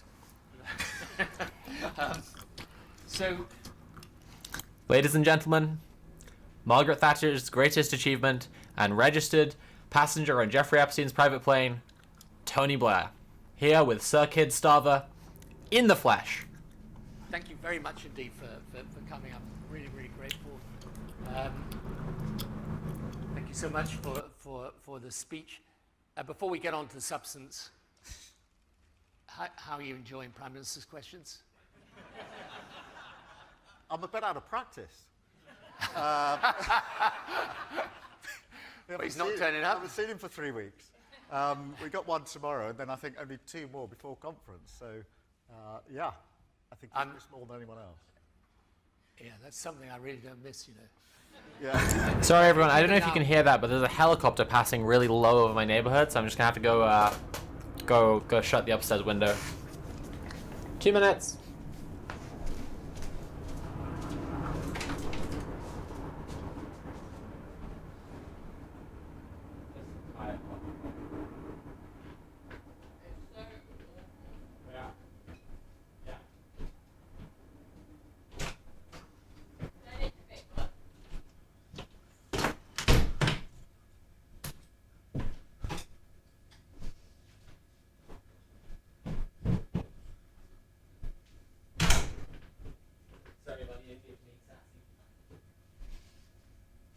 I need it to be sassy.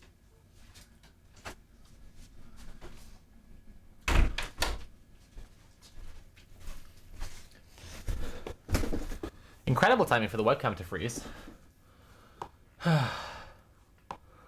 Where is the webcam? There it is. Deactivate, reactivate, and we are so back. Okay. All right. Let's get this show on the road.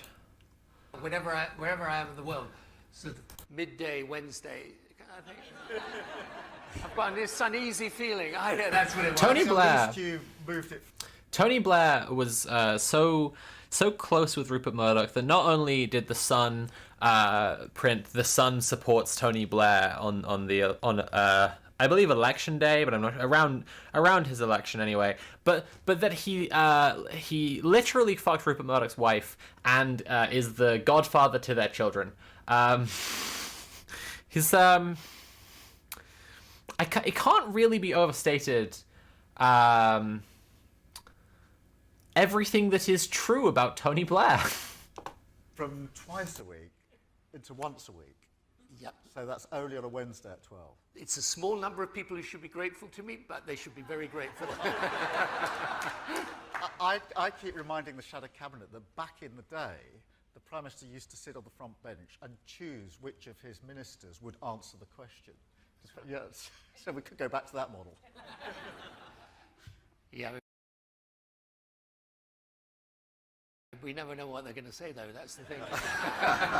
Sorry about that. I didn't realize I was muted. Blair giving Green Goblin energy was what I said. Fairthingale, thank you so much for tipping £3. The way I groaned when he said growth, growth, growth, Jesus Christ. If you're enjoying the stream, please consider paying for the stream. You can subscribe or cheer or donate directly using command tip. I'm quite liking my camera just covering up Kid Starva's face in this one. Only I have to see it, and I'm saving you all the suffering. That's pretty good. It's pretty nice of me, isn't it? After I subjected you to those Wes Streeting jokes from the mind of person Wes Streeting. Okay, so, you know, you've done an amazing job. You've taken the Labour Party in 2019. It was on the brink of extinction, frankly. Yeah, but then we have to look at Tony Blair. I know you can't True. say it's on the brink of government, but I think it's a pretty good prospect. And yet, I think we both agree that 1997 is very different from 2024. You know, in 1997, we had a lot of things to do, but on the other hand, we could see that growth had stabilized, and we could look forward to over 2% trend growth. What you're going to inherit next year is, I mean, as I said earlier, it's grim, right? Yeah, it's going to be really tough. But I think this point about the mood of the country is really, really important, because now we've got to a position where we're a credible contender, and that's all we are. We've got a lot of work to do. People are looking back to when this last happened. And I mean, as you know better than anyone, we've only won from opposition 3 times. And obviously 97 was the last time. And the mood then was one of growing optimism. That song, Things Can Only Get Better, that resonated because it felt that was the mood of the country at the time. The economy was growing, and you know, what Labour was able to come in and absolutely sort of turbocharge that sense that we're going to go into a new century, it's a new way of doing politics, modernising, things can only get better. Hopefully that's a bit better. That's not the position now, by a long shot. The economy is badly damaged. Public services are, I say, on their knees. My wife, who works for the NHS, would say on their face. And the mood of the country, I think, is pretty bleak. And I think many people fall into 2 camps. The camp that says to me, I like what you're saying, your missions, the change that I think you would bring about, but can you do it? And the camp that says you are a dead-eyed automaton who has replaced everything remotely left-wing about the Labour Party in an attempt to utterly fuck over the working class for generations to come, and now you're literally starving their children to death. You do it, it seems too broken to me. And then another group that say, will you do it? We've been lied to so much in the last 13 years, we don't actually believe anything anybody says. So we've been lied to so much by you! Fucking Sir Kid Starva busting out the boldest of moves. Good lord. The reason it matters is not just a sort of historic, interesting analysis. The mood of the country is bleak. We're all looking for the guy who did this. To get the mood of the country right, because we have to speak to the country where it is now and not where we'd like it to be. And therefore it's a mistake to us to speak to the country as if it's 1996. We've got to speak to the country as it is in 2023. Right, and they want a sense of realism. Yeah. Reassurance. They want hope, of course, but the reassurance has to come first. Sir Kid Starva, you and I are not so different. You get it. Do you know how bad things are? Do you know how much I'm struggling? Can you fix the immediate problem? And can you deal with the longer term fundamentals? And the answer is no. I mean, I'm personally a fan of the 5 missions, because here's what I think they do, which I think is really important in this context. I mean, if you take over from Rishi Sunak next year, you will be the 6th Prime Minister in 8 years. And in the previous 37 or 36, I think we had. Yeah, and then Wes Streeting will Knight of the Long Knives him and introduce the first all-clone government. 5. So, but not only have we many prime ministers, but they've all been very different from each other, right? So David Cameron, Theresa May was very different from David Cameron. Boris Johnson was very different from Theresa May. Look at even Tony Blair struggling to remember which fucking prime ministers we had in which order. Sunak was... There was one in the middle there. Trust. Oh, yeah. Well, Easy to overlook. Yeah, well, she was very different. So yeah. So the thing is... The lowest hanging fruit in British political comedy, Liz Truss. This is where they can get their laughs in. What that does, I think this is really important. But, you know, maybe they should just start talking about starving children to death. I'm sure that the crowd who've shown up to the Tony Blair Institute Future of Britain conference would find that fucking hilarious. Because what that does is, it means you cannot have a consistent government policy, right? Yeah. So I think what is really important to me about these missions is that they set clarity of direction. It's so important that we have mission-driven government for all those reasons. I think the single biggest failure of the last 13 years is failure to grow the economy. If we'd grown the economy in the last 13 years, as well as you grew it in the 13 years before that under the Labour government, we'd have tens of billions of pounds to spend on public services without altering tax at all. One of the reasons we haven't grown it is all that chopping and changing. And when we say we've had 3 prime ministers in the last year, 4 chancellors and 4 budgets, that is politically funny. It makes for really good cartoons. It's a disaster when it comes to investment and strategic thinking. And so part of the task we will inherit is bringing stability to government and ensuring... He's kind of showing his hand, doesn't he? We need more investors in Britain. They're focused, they're realistic, and that we stick to it over the long term. I realised I should be facing this way so that I'm debating Green Goblin. We were at Davos together. We spoke to no end of investors who say to me, it's not that we don't have the money to invest in some of the projects in Britain that need investment.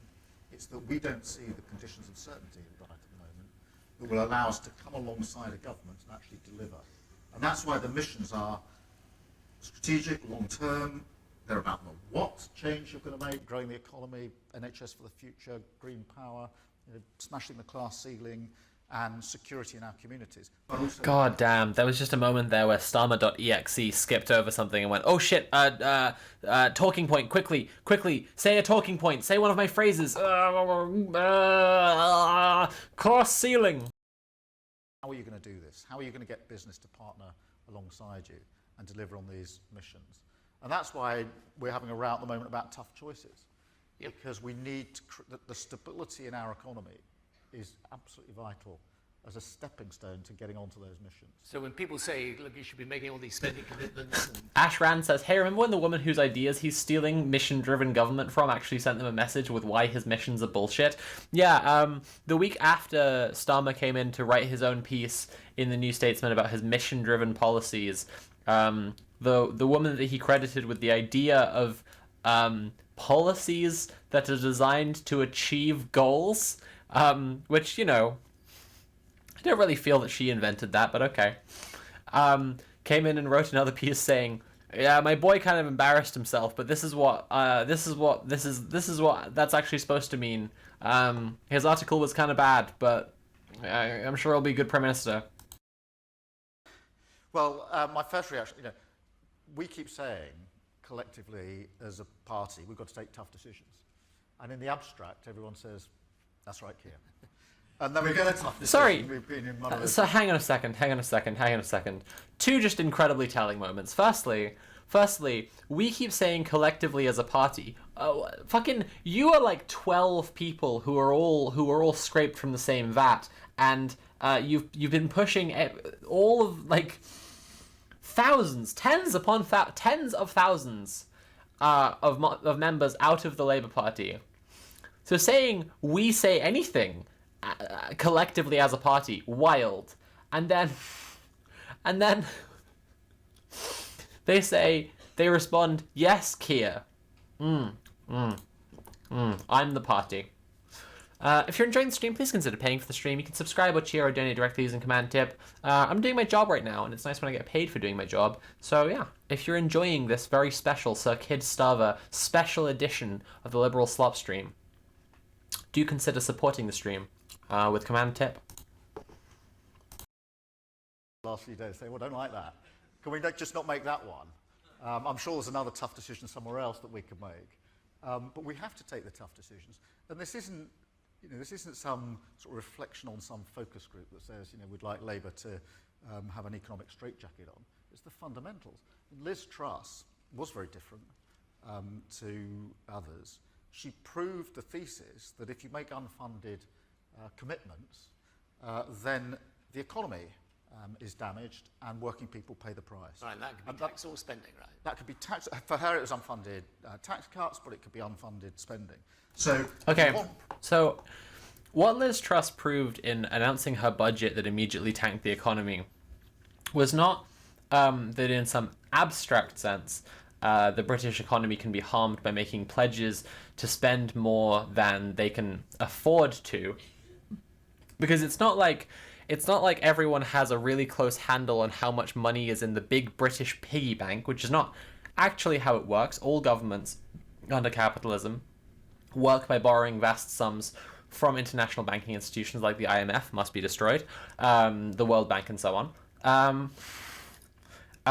It was her budget seemed so implausible to everyone that it tanked the pound, because our currency, like, again, all currencies under capitalism, is in a speculative market.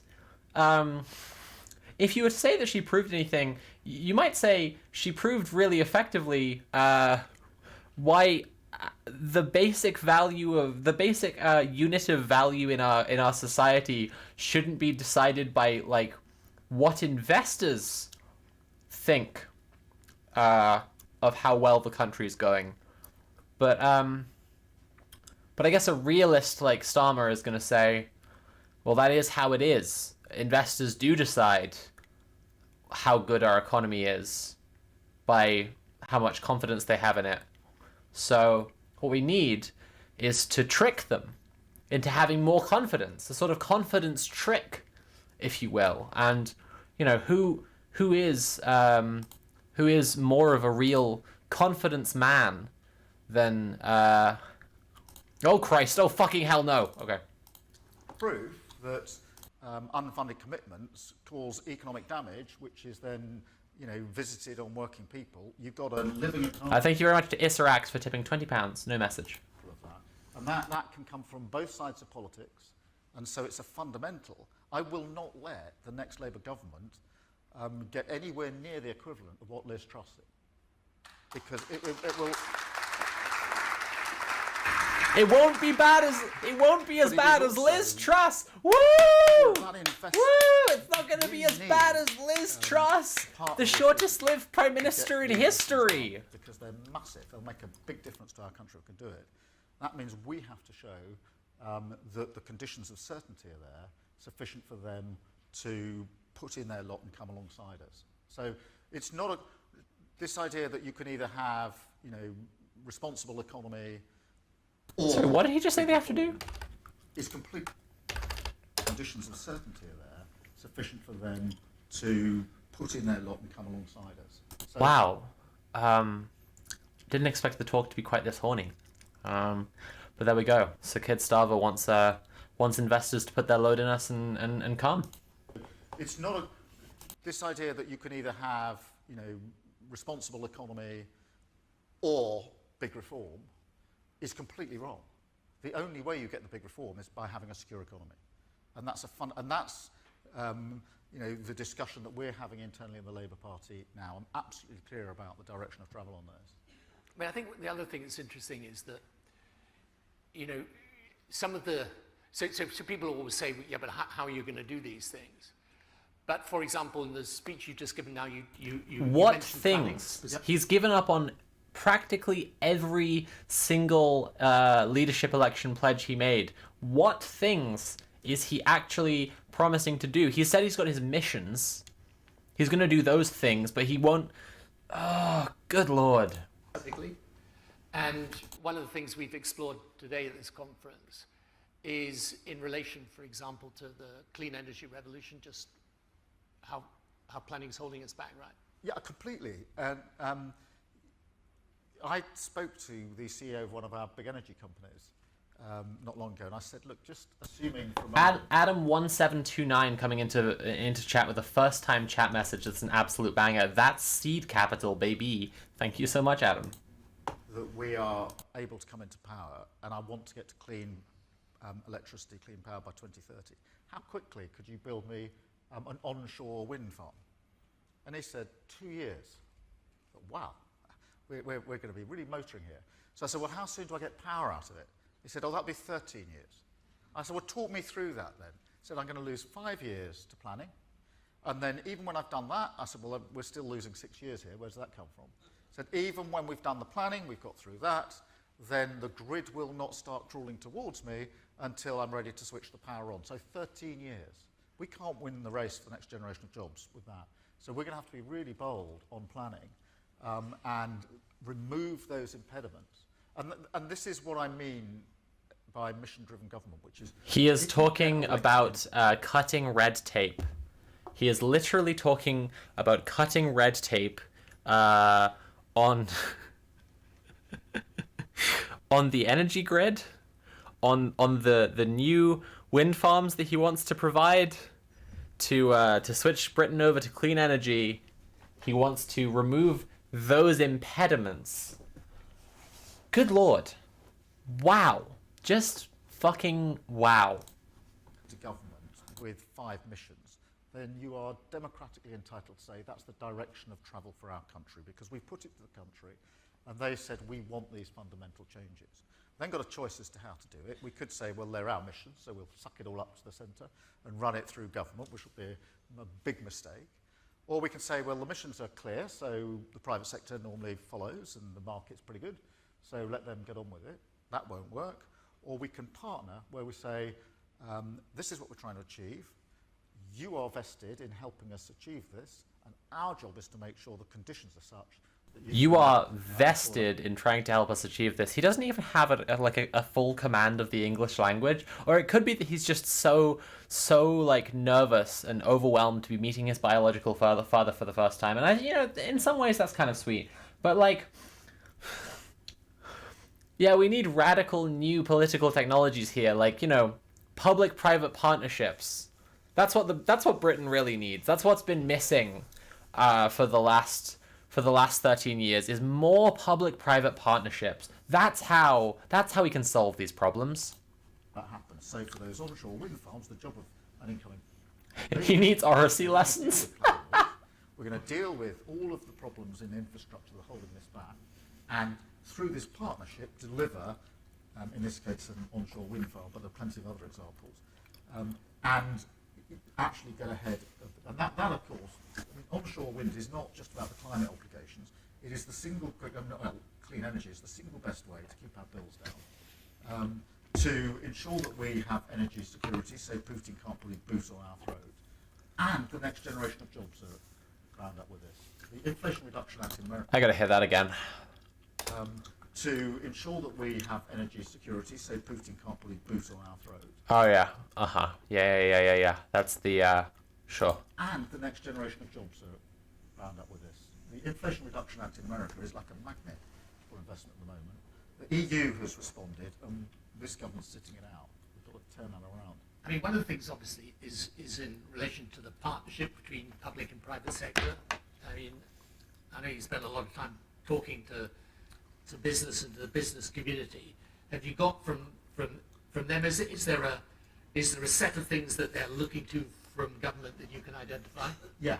The first is stability, economic stability, because they said we're not coming near this until you're... First thing is stability. The second is a long-term strategy. The missions are intended to be long-term. Just another...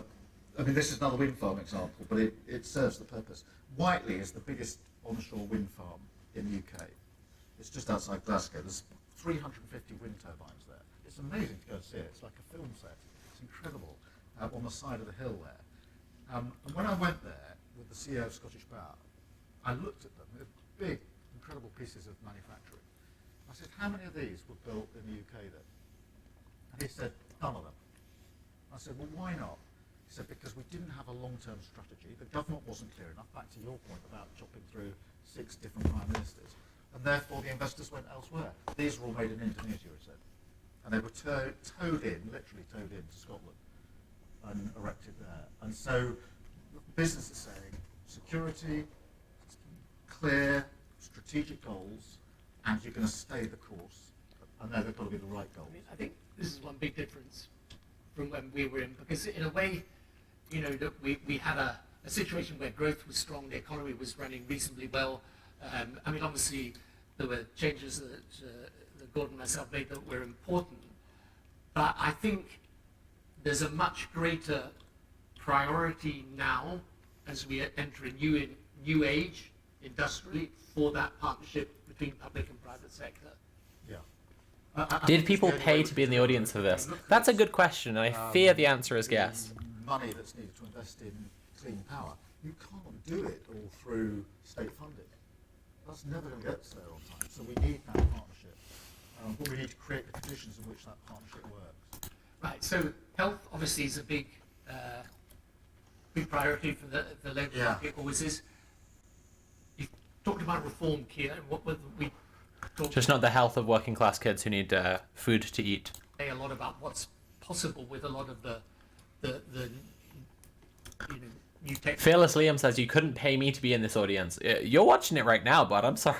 I hate to break it to you. You're watching the talk right now. Technology and the ability to create new treatments, to do better diagnostics, prevention, and cure. How much does that fit into the plan of what you need to do with the health service? Oh yeah, Wes Streeting said that under Labour the NHS will use AI to reduce waiting lists. So that's good. It's central. There's a practical solution they have.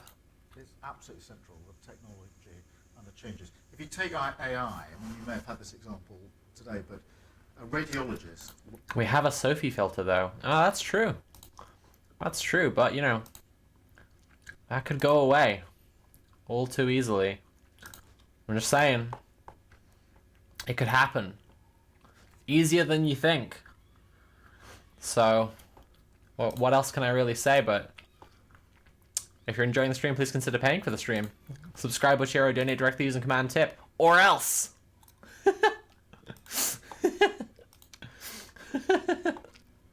Alright.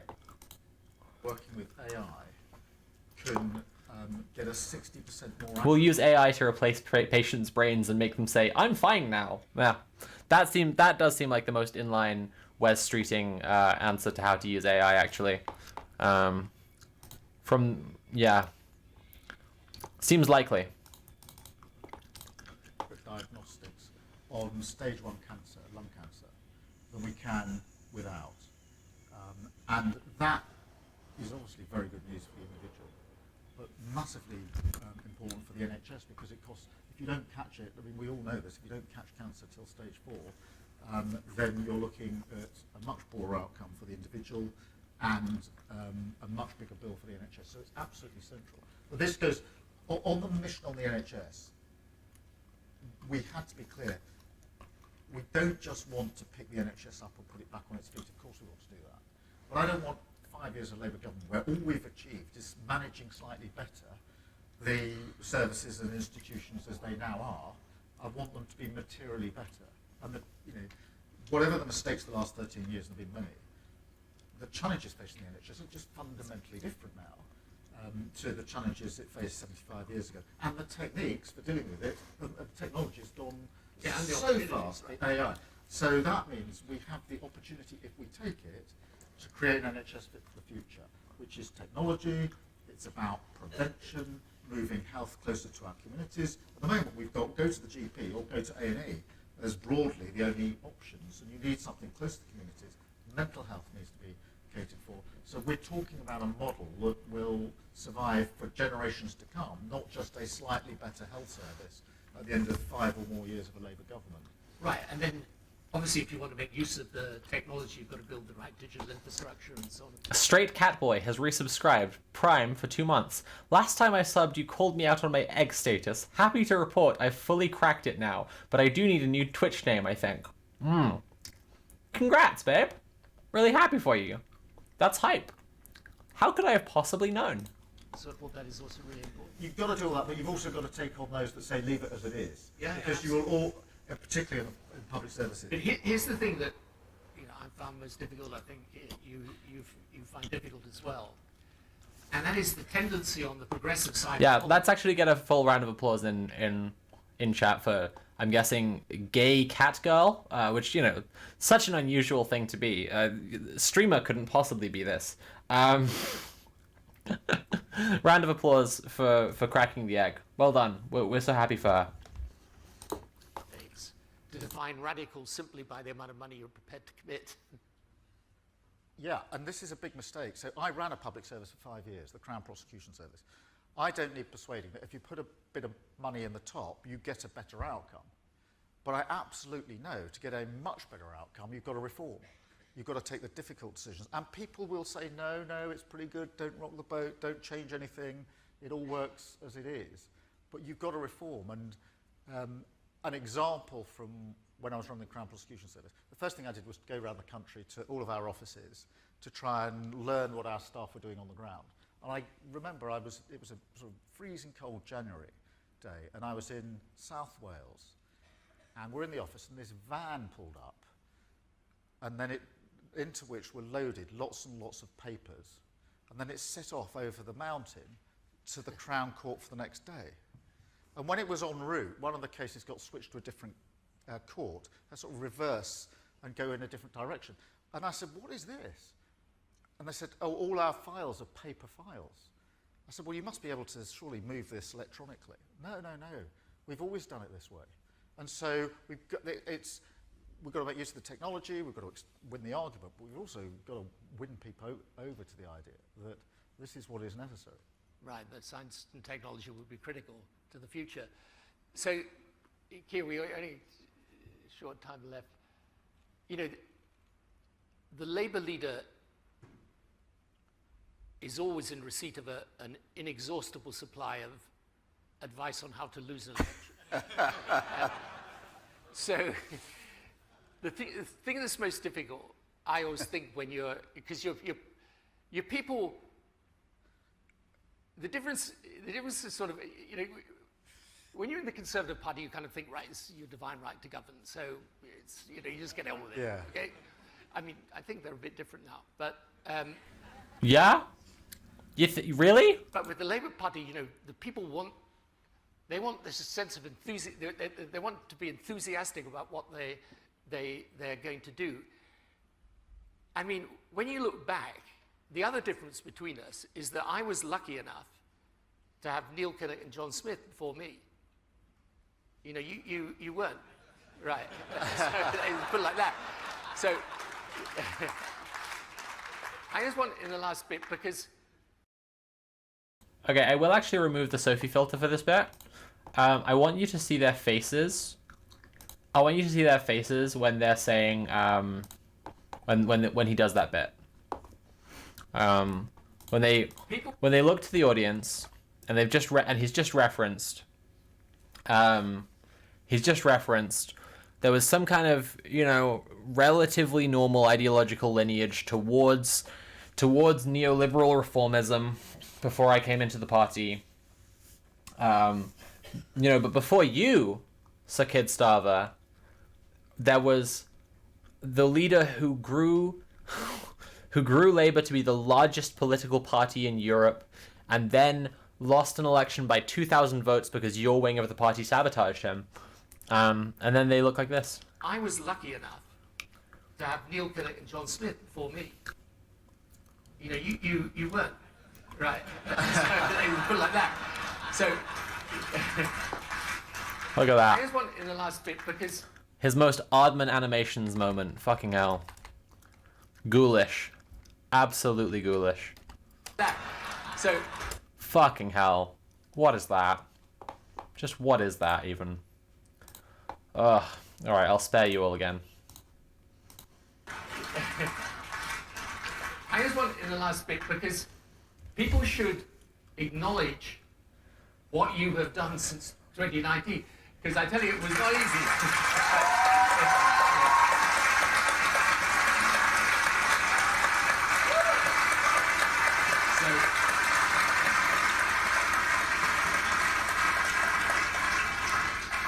In the closing minute, like, how? How is it done? I just pick you up on your interest. I mean, we're trying to do Kinnock, Smith and Blair in one run, and to do it in 5 years, and that has meant we've had to go at pace, and it meant we've had to be really ruthless and tough. We couldn't, along the way, when we got to difficult decisions, people have said to me, "Don't do it this year, Kid. Leave it. We'll do it at conference next year." And we've had to go at this at pace because we haven't got the time to waste on this. And every day I remind myself that to get from where we landed in 2019 to a one-seat Labour majority, is going to take a bigger swing than 1997. And if that doesn't sober you, I often talk about politics as sort of sharp intake of breath. That gives me a sharp intake of breath every time I say it, because people are inhaling the polls, and that is a big mistake. High on his own supply. Just fundamental. So the first thing we had to do was change the party. And I don't know whether this is because I came into politics later in life, etc. But when you lose that badly, I strongly believe, don't look at the electorate and say, "What on earth were you doing? Didn't you listen to us? Should we shout a bit louder?" You look in the mirror and say, "We got this wrong. We've got to change as a party," and we had to change as a party at speed. I also felt strongly that we didn't. They nearly won and were sabotaged by your wing of the party, and then went up against the most neo-fascist populist in mainstream politics of the last 30 years, Boris Johnson, promising to get Brexit done. That's not... What is Labour doing wrong? Jesus Christ. Really have the right to say how we'd run the country until we'd done the change. People were not going to listen to the Labour Party until we showed we had changed, and changed for a good purpose. The second bit was then, and we had to be really unrelenting on that, really clear, difficult decisions, and change is never finished. But we got as far as then the next stage, which is to expose the government that's not fit to govern. Now, I've been ably assisted in that, I have to admit, by the last three prime ministers. And now we get to that place of, well, if not them, then why you? But that's not the line. That's not. Because all along the way I've had. Hey, all right, whatever. I've had enough of this. We've nearly got to the end of it anyway. If you're enjoying the stream, please consider paying for the stream. You can subscribe or cheer or donate directly using command tip. Let's read some more. Let's read some more about Sir Kid Starva. That's what we're here for. We're here to read some Kid Starva articles, not to listen to his dreadful voice. What do we get up to? Interview by Tony Blair at 4 p.m. today. At the latter's Future of Britain conference, it will be the first time in a while that his party has shown signs of disunity. A looming reshuffle in Starmer's poll lead will help keep his party in line and reduces the likelihood that senior figures will express their grievances in public, but it could presage problems to come. And that was the end of that article. So that's... will the child benefit fracture Starmerism? Who knows? Not going to think about the working class. Not going to think about the population and their support. Not going to think about how people will feel about him going back on this. Just going to talk about politicians, because again, the New Statesman's main trade is in getting liberals to think, what would I do if I was in charge? Are the decisions by the people in charge reasonable? Are they having a nice time at their summer party, seeing that and this one and all of those and that? I hope they're having a nice time. God, I hope they make good decisions and keep the party unified. One of the main drivers in all liberal slop is to get you to think far, far too much about the inhuman ghouls who run society as if they're human beings. And it is just fucking tragic to see them still plugging away at it when you're talking about the child benefit cap. You know, it's nothing here about how this will actually affect families. Just paragraph by paragraph. What is it? they've sent out cabinet ministers to talk on TV about it. They're doing that. They're doing what they've been asked to. He's kicking lots of people out of the party. But he stood strong, you know? He stood strong on his commitment to starving children, because he loves to starve children, because he is Sir Kid Starva KC, Knight of the Realm. And then, remember, he will be hanging out with Tony Blair, War Crimes Magoo. So, Hopeless Forever, first time in chat, says not $5. Hopeless Forever, could you explain what that means? I don't entirely... it would be good. I mean, I prefer getting $5 to not getting $5. So not $5 doesn't sound very good to me, but what does it you mean by that? Wait a second, are you saying that the bourgeois are not human? Oh, I wouldn't. I mean, that's a very broad... fuck it, jeez, oh, yeah, maybe. Actually, maybe, yeah. Yeah, maybe. Okay. Last Kid Starva article, I think, unless The Economist has one. No. Last Kid Starva article for tonight, and then we will be done with the Kid Starva special. And I have a few articles from The Economist I'd like to go through that I thought were interesting kinds of slop.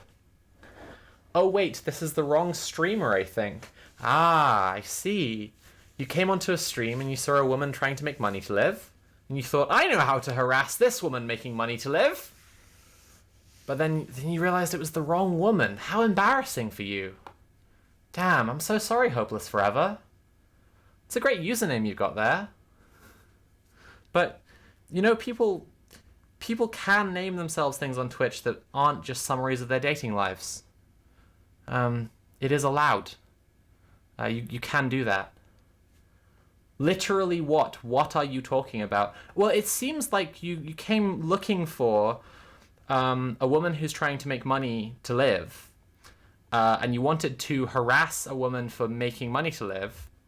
So you said something about $5, which I believe is an allusion to someone asking for money, for doing her job. And then you harassed the wrong woman. That's really embarrassing. It was something another streamer said. I just came here to comment it, lol.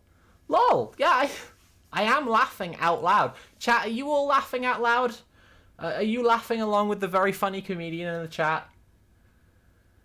Hopeless Forever, how old are you? I'm just wondering. I've got all day.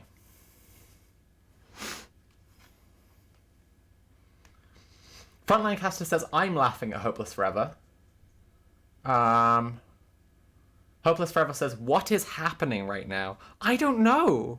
You came in to say something about $5 because it was going to be really funny. You had a whole thing lined up about $5, I think? What is it about $5? Is it to do with using command tip to donate $5 to the stream? Because streamers are doing a job, and then it's good when they get paid for doing their job. They've got those Wes Streeting jokes. I agree, Trans Jane Dare. Yeah, they do. Hopeless Forever. I mean, it's also an apt description of your comedy career, I'm afraid. Why am I getting picked on? It has nothing to do with that. Oh. It has nothing to do with that. Okay. It has nothing to do with that. It was just another thing a different streamer said. 21? You're 21? You're in your early 20s and you're spending your day like this? You're 21? And this is how you're spending your time? Fuck. I'm so sorry. Good luck. I think you should change your username, because honestly, you got your whole life ahead of you. There's so much you can still do to turn things around. You don't have to be hopeless forever. What am I doing wrong? Crying face. Oh no. Oh no. You've sent a little crying face emoji with like half of your messages now. Oh, poor little baby having a cry. Oh no. You just came in to talk about $5. Oh no. That's so sad. So sad.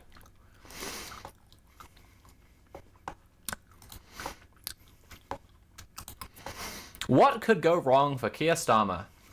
Oh, Fordrella, thank you so much for tipping £86.12. Time to spin the currency conversion wheel once again. That's a lot more than $5. Goodness gracious me. Goodness gracious me. This time a year ago, British politics was in a state of flux as Boris Johnson's premiership reached its denouement. Appreciate the use of the word denouement. It was like a nice little French loanword in my New Statesman articles. Babel _ has tipped £3.83 and said, yes, $5. Yes, Babel. Conservative leadership candidates were vying for control of the party, and Keir Starmer was celebrating having been exonerated by Durham police over the Beergate scandal. Whew. Labour insiders were bullish, but by no means convinced the party's double-digit poll lead was sustainable. Today, however, the party enjoys a 20-point poll lead, and the Tories are increasingly resigned to defeat. Yet, far from exuding confidence, many Labour MPs are on edge, adding caveats to every utterance about the next election, as if afraid of being arraigned for complacency. Ask about the trio of by-elections on Thursday, 2 of which Labour is on course to win, and where you might expect a cheeky grin, shoulders tense up and a robot mode is activated. I can't possibly imagine what that looks like. The burden of being a government in waiting is palpable. We've just got to hold our nerve, one shadow minister remarked as we discussed the potential pitfalls facing Starmer. Ugh. Nah, it's a long one. I feel like the Kid Starva special might have run its course, everyone. These clones have a robot mode? Yeah, apparently. We hit $400. We hit £400. Now you got to retract the Wes Streeting jokes. Delete them from the VOD. I'll do better. I'll do one better. I unsaid them. They're gone. Gone from the timeline. Never happened. Never even happened. Don't worry about it. Okay, there's a few Economist articles, but my tiny wife is very sick, and I would like to cuddle her and help her sleep well so she can be not sick tomorrow.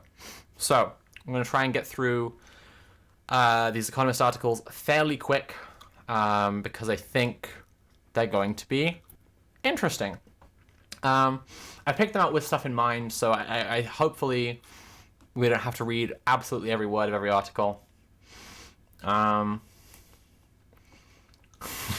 Everyone in chat, please wish Nat get well soon. She has been really suffering with it today. Okay. Generative AI could radically alter the practice of law. We got 4 articles to get through. All right. Generative AI could radically alter the practice of law, even if it doesn't replace lawyers en masse. Fucking... Bro, look at my lawyer. I'm going to jail, dog. Shit, bro. Look at my lawyer. Can you defend me in court? I'm sorry, but I am an AI language model and cannot provide legal assistance or representation. You have to help. I'm going to jail. I'm really sorry to hear that you're facing a difficult situation, but I'm unable to provide the assistance you need. Oh no! Shit. What do I need for a legal defense? When preparing for a legal defense, it's crucial to consult a qualified attorney. Oh shit, no! Oh fuck! Oh no! I need to call... Alright. Lawyers are a conservative bunch, benefiting a profession that rewards preparedness, sagacity, and respect for precedent. No doubt many enjoyed a chuckle at the tale of Stephen Schwartz, a personal injury lawyer at the New York firm Levido, and Oberman, who last month used ChatGPT to help him prepare a court filing. He relied a bit too heavily on the AI chatbot. It created a motion replete with made-up cases, rulings, and quotes, which Mr. Schwartz promptly filed after the bot assured him that the cases I provided are real and can be found in reputable legal databases. They were not, and cannot. Lesson learned, a tech-skeptic lawyer might conclude, the old ways are best. So, we've already dived right into why this is fucking nonsense, but AI is an emergent industry, and they are really trying to do their best to show us continually that AI is going to be a thing worth investing in, worth thinking about, worth worrying about in some cases. And now they're doing it for law, I guess. That is the wrong lesson. Blaming AI for Mr. Switch's error-filled brief makes no more sense than blaming the printing press for mistakes in a typed one.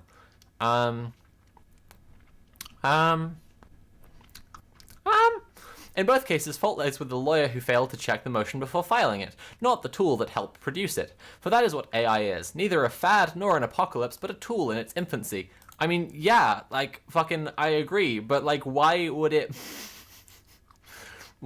be able to actually create... Oh my god. Let's have a look at this section. Billable powers. AI could change how firms make money. Richard Susskind, technology advisor to the Lord Chief Justice of England, argues that firms profit by having armies of young lawyers to whom they pay less than they charge clients. If AI can do the work of those armies in seconds, firms will need to change their billing practices. They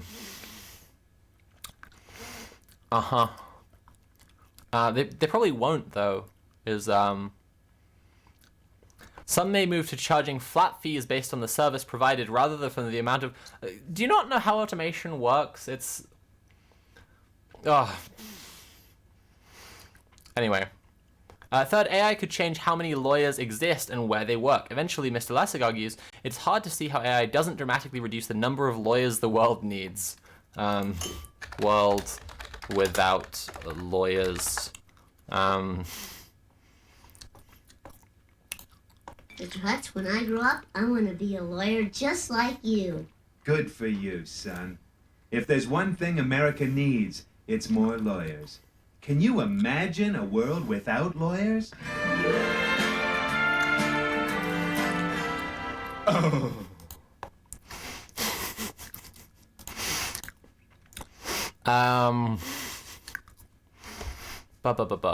Where were we? A veteran partner at a prestigious corporate law firm in New York expects the ratio of associates to partners to decline from today's average of perhaps 7-to-1 at the top firms to closer to parity. If associates aren't worried about their jobs, he says, they should be. Look, I'm not here thinking that, like, the legal profession is especially meritocratic, but, like, partners have generally worked for a long time as associates, like, have spent a lot of time doing the heavy lifting, the legwork, doing the nuts and bolts of law. Like, generally, right? There are obviously plenty of nepo babies out there, but there's some degree, there is some enormous degree of not just, like, associates being the underpaid labor that, like, makes the whole thing run, but, like, being the people who will later become partners after having worked in law for a long time already. I don't know. I don't know. That may not happen for a while, however. Moreover, AI could make legal services cheaper and thus more widely available, particularly for small and medium-sized businesses that that currently often struggle to afford them. Ambitious law school graduates may find that AI provides an easier path to starting a solo practice. If so, then AI could actually lead to an increase in the overall number of lawyers, as well as changing the sort of tasks they perform, just as the ATM led to an increase in the number of human bank employees rather than their replacement. Okay. Ultimately, this will be good news for the clients. People who go to lawyers don't want lawyers. They want resolutions to their problems or the avoidance of problems altogether, explains Mr. Susskind. If AI can provide those outcomes, then people will use AI. Many people already use software to do their taxes rather than rely on professionals. Very few of them are complaining about the lack of social interaction with their tax advisors. Which they should be, because I've known a couple of accountants who are actually quite nice.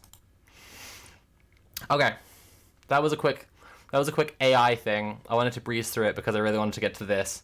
This is my cross to bear one. This is my hill to die on. This is the shit I really want to tell you about. It's realism with Oppenheimer or escapism with Barbie. I love when The Economist does culture. I love it. It's like, it's essential, again, to remember that The Economist, like, doesn't publish its authors' names, and it doesn't put the authors' names onto the articles. So when it's doing like economics and policy focused stuff, it's benefiting from the idea that it's objective, that it's The Economist saying this, that it's, based in economic science. When it's culture, it's just like, man, why would you not put an author's name on this? Why would you not just put an author's name on this fucking filth? What the fortunes of this summer's blockbusters will reveal about our times. By the way, I am doing Barbenheimer, so I have no horse in this race. I already have a ticket to see both movies, although one of them was free. They make an intriguing pair of rivals. He in a brown suit and pork pie hat, she in a gingham dress and matching hair bow. His domain is a vast scientific research facility in New Mexico. Hers is a fluorescent pink party house with a slide. J. Robert Oppenheimer, played by an Irish actor, Cillian Murphy, spends his days corralling the finest scientific minds in America to create a nuclear bomb. Work a colleague calls the most important thing to ever happen in the history of the world. Barbie, played by an Australian actress Margot Robbie, may seem like she has the perfect life, but she has existential worries too. Do her friends and fellow dolls, she wonders, ever think about dying? She is just like me for real. No recent movie matchup has been as eagerly awaited as Barbie and Oppenheimer. Released on July 21st in America and Britain, the two films will serve as a test of whether viewers can be coaxed off their couches to return to cinemas. I certainly can. I'm hitting up that Barbenheimer. Let's go. The complexity of tax payment for most people is totally artificial. The complexity of common law systems is, well, it's also artificial, but it's a little less avoidable. Yeah, I mean, yeah, absolutely. Having someone who is paid to understand the complexity of the law. I mean, I'm not gonna necessarily rank it higher than tax payments, because reducing how much tax you have to pay can be a big deal. I talked before about how I have a £1,000 a month fee I need to pay HMRC right now because we've fallen behind on stuff and we didn't know the system properly. So I'm not gonna rank it like the one higher than the other or whatever. But when these incredibly convoluted systems exist, people who are paid to understand them, as opposed to an AI that's telling you, yeah, I definitely know it's like the thing about doctors, where if an AI can get a 96% diagnosis accuracy and a doctor can get an 80% accuracy, people will still rather see a doctor, because if the diagnosis is wrong, they can blame a person, Anyway.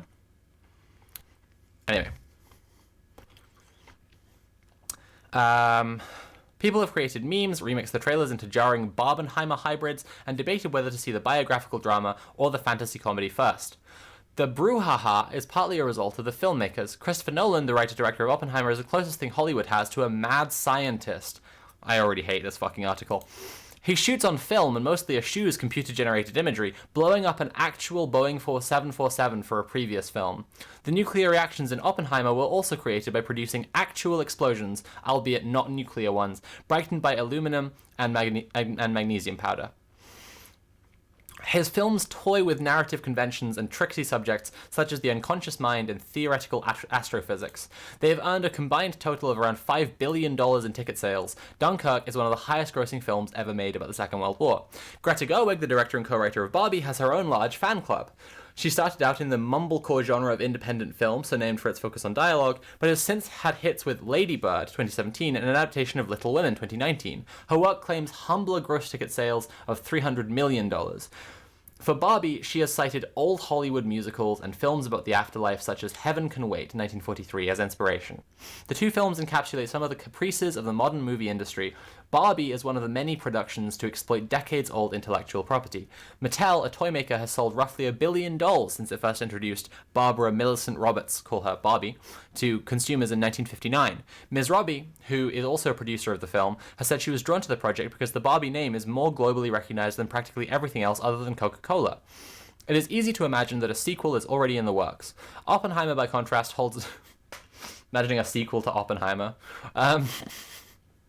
Oppenheimer, by contrast, holds no such franchise potential. The scientist may be one of history's most essential and paradoxical figures, as Mr. Nolan has put it, but he is not likely to return for Oppenheimer 2, Learning to Love the Bomb. That's actually pretty funny. They outdid me there. I was actually trying to come up with an Oppenheimer 2 title, and they both beat me to the punch, and that's a pretty funny joke. It is a serious, standalone drama, the kind of film made less frequently as studios focus on remakes, sequels, and spin-offs. Its opening weekend is predicted to fetch $40 million to $50 million in ticket sales, compared with around $80 million for Barbie. Though Oppenheimer features such stars as Emily Blunt and Matt Damon, the somber story is not obviously a crowd pleaser. That it has also been made with a large budget of $100 million reflects the faith that studios have in certain filmmakers and the risks they allow them to make. There have been films previously about the development of the atomic bomb in the 1940s and 50s, and they haven't been box office successes, says Sheldon Hall, a film historian and co-author of the book Epics, Spectacles, and Blockbusters: A Hollywood History. This film is being hinged on Nolan's reputation, he adds. Guys, what if it's shit? What if it sucks, though? You know? Wouldn't that be something? Anyway. The Barbenheimer rivalry brings a more serious question for the public, whether to favor realism or escapism. Oh, God. Here we go. This is what we're here for, I guess. Welcome to the liberal slop of the article.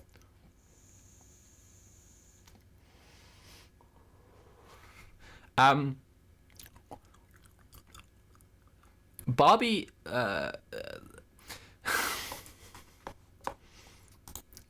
before we carry on, Barbie is doing a few things.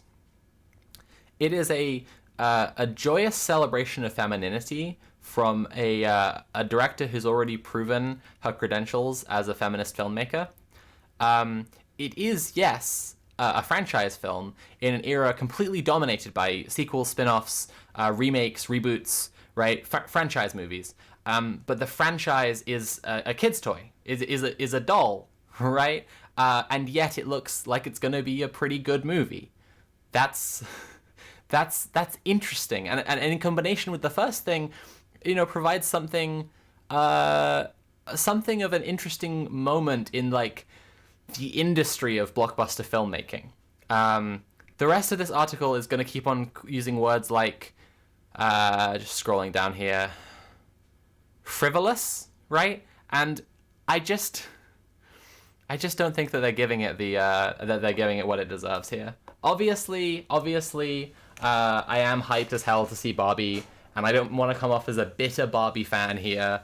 But this idea of it's realism versus escapism, that just sucks, you know? As if realism and escapism are these two tendencies in film, as if, like, abstraction doesn't, like, lead people to reflect on their own lives, as if, like, the Barbie movie directed by Greta Gerwig couldn't possibly, like, have some thoughts about women and, you know, society. I don't know. Let's carry on. As war rages on in Europe, and countries including China and North Korea continue to develop their nuclear arsenals, the origin story of these weapons of mass destruction may feel too real and raw. They're just afraid of Oppenheimer, that's the problem. Exploring the physicist's concerns about his weapon's horrifying power and the American government's attempts to silence him, Oppenheimer is not a film that will ease viewers' anxieties. The director has likened it to a horror flick. Some people leave the movie absolutely devastated. They can't speak, Mr. Nolan has said. Like, who is the more silly here? Like, who... Alright. Ms. Gerwig's production is more playful. She has described the set, which contributed to a global shortage of pink paint, as a dopamine generator. The film's tone is funny and slightly self-referential. It toys with the alluring comfort of dream worlds. At one point, Weird Barbie, a doll that has been handed around and mistreated, offers Barbie a choice, symbolized by a high heel and a Birkenstock sandal. You can go back to your regular life, or you can know the truth about the universe. Barbie chooses the stiletto and is quickly chastised. You have to want to know, okay? Do it again. Barbie and Oppenheimer offer another version of this Birkenstock stiletto dilemma. History suggests more viewers will opt for escapism. During the Great Depression, many of the highest-grossing films were musicals and historical epics. The same was true during the Second World War. Movies... Oh my goodness, thank you so much for the raid, Conrad! Hey, Conrad! We're reading from The Economist, Realism with Oppenheimer or Escapism with Barbie. Where were we? Barbie and Oppenheimer offer another version of the Birkenstock stiletto dilemma. History suggests that more viewers will opt for escapism. During the Great Depression, many of the highest-grossing films were musicals and historical epics. The same was true during the Second World War. Movies that did broach the subject of conflict, including Gone with the Wind and Sergeant York, were often set in the past. Those that were contemporaneous, such as Casablanca, tended to tell love stories rather than tales of grisly combat. In 1968, at the height of the Vietnam War, the biggest movie in America was Funny Girl. In 2007, during the financial crisis, it was a film in the Pirates of the Caribbean franchise. Yeah, but Oppenheimer isn't about... Guys! Oppenheimer isn't about a thing that's happening right now, though. Alright. David Thompson, another film historian and author, reckons that at a time of economic strain, war, and populism, viewers will not want to see a serious film as much as they will want to see a frivolous one. A frivolous one. You see this? You see this? Comedies have always done well at the movies, he says, because they do something that the movies were made for, which is to reassure people and give them a couple of hours to escape from pretty big problems. Who wants reality when life in plastic is so fantastic? It's like there is an element they could have engaged with here, where like a lot of the meme hype around Barbie is that it is frivolous, like is playing into the idea of bimboism, right? It's playing into the idea of just being silly and pink and plastic and not worrying about anything, and it's just interrogating that, you know, against Oppenheimer. I don't know if I have a point here. I just found this article very annoying, and I've shared it with you all. Not my usual liberal slop kind of take, but it's not my usual liberal slop kind of day. We've run through all the Sir Kid Starva material already. It's only downhill from here. No, I have a very serious one next, actually, so I just wanted to enjoy being annoyed by that article for a second. A little bit of escapism, I guess, before the grim realism of Britain's doctors are on strike again. Is their trade union the country's most powerful? I meant to read this last stream, but we ran out of time for it, and we are running out of time now, so I'm just going to try and get through it quickly. This is a fairly openly anti-union article from The Economist, which is fascinating, because, like, you know, an economy with no unions is a nightmare. But as with so much British media right now, the strikes in Britain are causing The Economist to say, but what about the disruption that the strike will cause? As if that's not the point. ASLEF, the train drivers union, can stop the trains running. The communication workers union, which represents postal workers, can withhold parcels and letters. Yet their power is dwarfed by that of the British Medical Association, the trade union of which more than 2/3 of British doctors are members. In pursuit of better pay, it has the power to withdraw vital medical care. On July 13th, junior doctors in England began a 5-day walkout from hospitals, including emergency departments. More than 46,000 junior doctors in England are members of the BMA. Most were expected to strike. Consultants, doctors who have completed specialist training will provide cover before striking themselves for 2 days from July 20th. General practitioners are also threatening industrial action. Strikes by doctors are rare because they raise ethical dilemmas for a profession which swears to do no harm to its patients. Until 2023, there had only been 2 previous bouts in the 75-year history of the NHS. That so many are now walking out is indicative of an extraordinary moment in British industrial relations. Yeah. So often with liberal writers when we're reading through their stuff, and it was this way with the AI one as well, like, you get to a point where they've said the first thing, they've said the introductory stuff, and they're like, and now I'm going to convince you it's a different thing. And it's like, you're not, though. It is also a sign of the BMA's renewed power. Yes, that's the point of a strike. Formed in 1832, the union has long been a thorn in the side of governments. The architect of the NHS, Anna and Bevan, decried it as a small body of politically poisoned people. To secure its labour, he had to stuff their mouths with gold. Yet in recent years, its members have grumbled that the BMA has been drained of its venom. More professional body than trade union. Oh, more professional body than trade union. During the previous wave of junior doctor strikes in 2015-16, it seemed to show stronger support for a sugar tax than for its own strikers. No longer. The pressures of COVID-19 pandemic, soaring inflation, and social media have transformed some geeky medics into fire-breathing unionists. I mean, I appreciate the Virgin X versus the Chad union activist, but at the same time, geeky medics? Fucking... I hope every doctor who has to treat you reads this. But then again, they've withheld their fucking article author's name, so... I hope everyone from The Economist encounters doctors who have read The Economist, who have read this article. Where were we? Geeky medics into fire-breathing unionists. The shift began in 2021 when activist doctors used a disengaged membership to their advantage. Coordinating online, they won elections to the BMA's highest council as well as the Junior Doctors Committee. Junior doctors are now focused on a single issue, reversing a real terms pay cut of 26% since 2008. Yeah. Seems extremely worthwhile. In a ballot in February with 77% turnout, 98% voted for industrial action. The latest strike is their fourth in 5 months. I mean, what more do you say at that point? Like, fucking, why are you even... The Consultants Committee, part of the BMA, points out, as it prepares for its first strike since the 1970s, that consultants' pay has fallen by 35% in real terms since 2008. But in recent decades, whereas junior doctors have increasingly struggled with student debt, consultants have done comparatively well. A new contract in 2003 gave them a big salary bump. Between 2000 and 2009, consultants' pay increased by 34% in real terms. In purchasing power parity terms, British consultants had the 5th highest salaries of specialists in 28 OECD countries in 2020 at $155,000. Hospital nurses, by comparison, ranked 23rd of 33 countries with salaries of $44,000. Consultants have also benefited from a recent reform which gave tax breaks to those with large pensions. While most Britons still view doctors as pandemic heroes, only 46% back consultants striking, according to a recent poll, compared with 58% for junior doctors.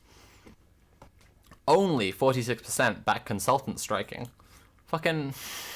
compared with 58% for junior doctors. It's just like...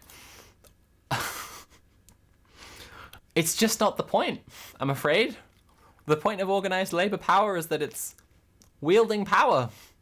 Oh no, the polls. People will view it unfavorably. They'll be big mad. The union, I guess, will stop trying to reverse a 26% pay cut for doctors. Like, the NHS has been like one of the tools of driving the NHS towards privatization by forcing it to struggle more and more is the pay cut.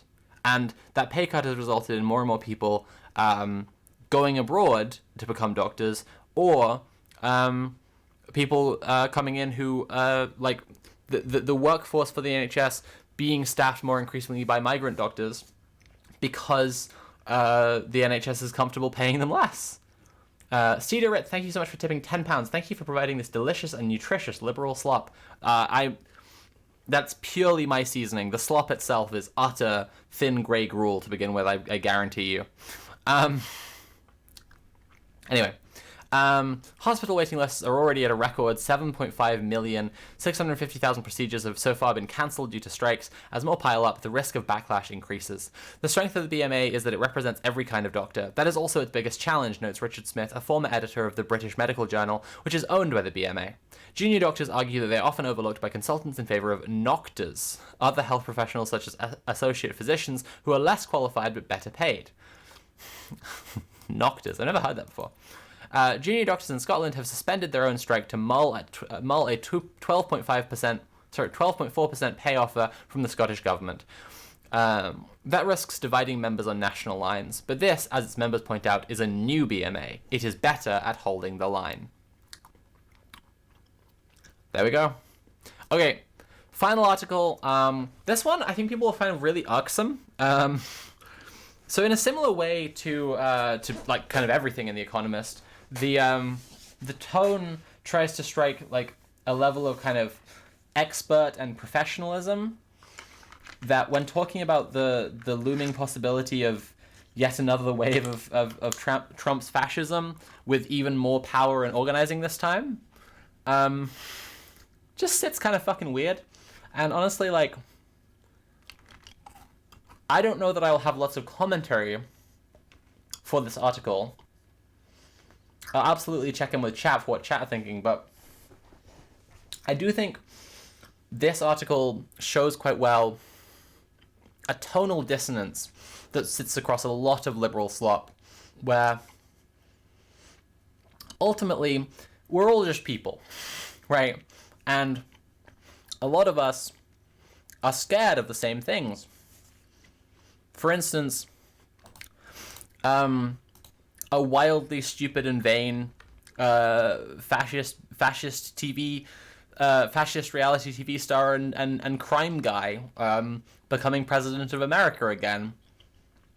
Only this time with more... I'm sorry, Lorcan, you're so right. Most of us are people. But you know, being forced not to convey those feelings sometimes when feelings kind of matter, it just... John Berger begins Ways of Seeing by talking about the gap between seeing and words, right?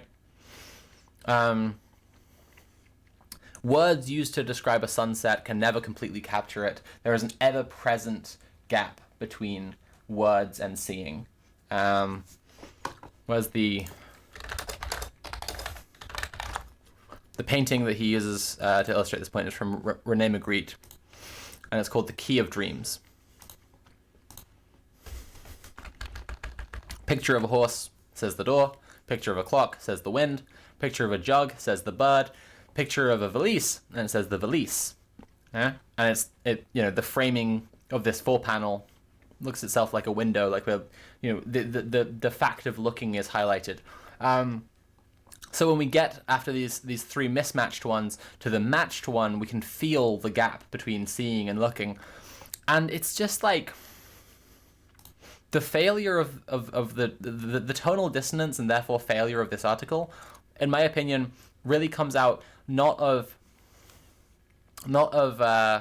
just a failing of the writer's skill, but of the economist's form.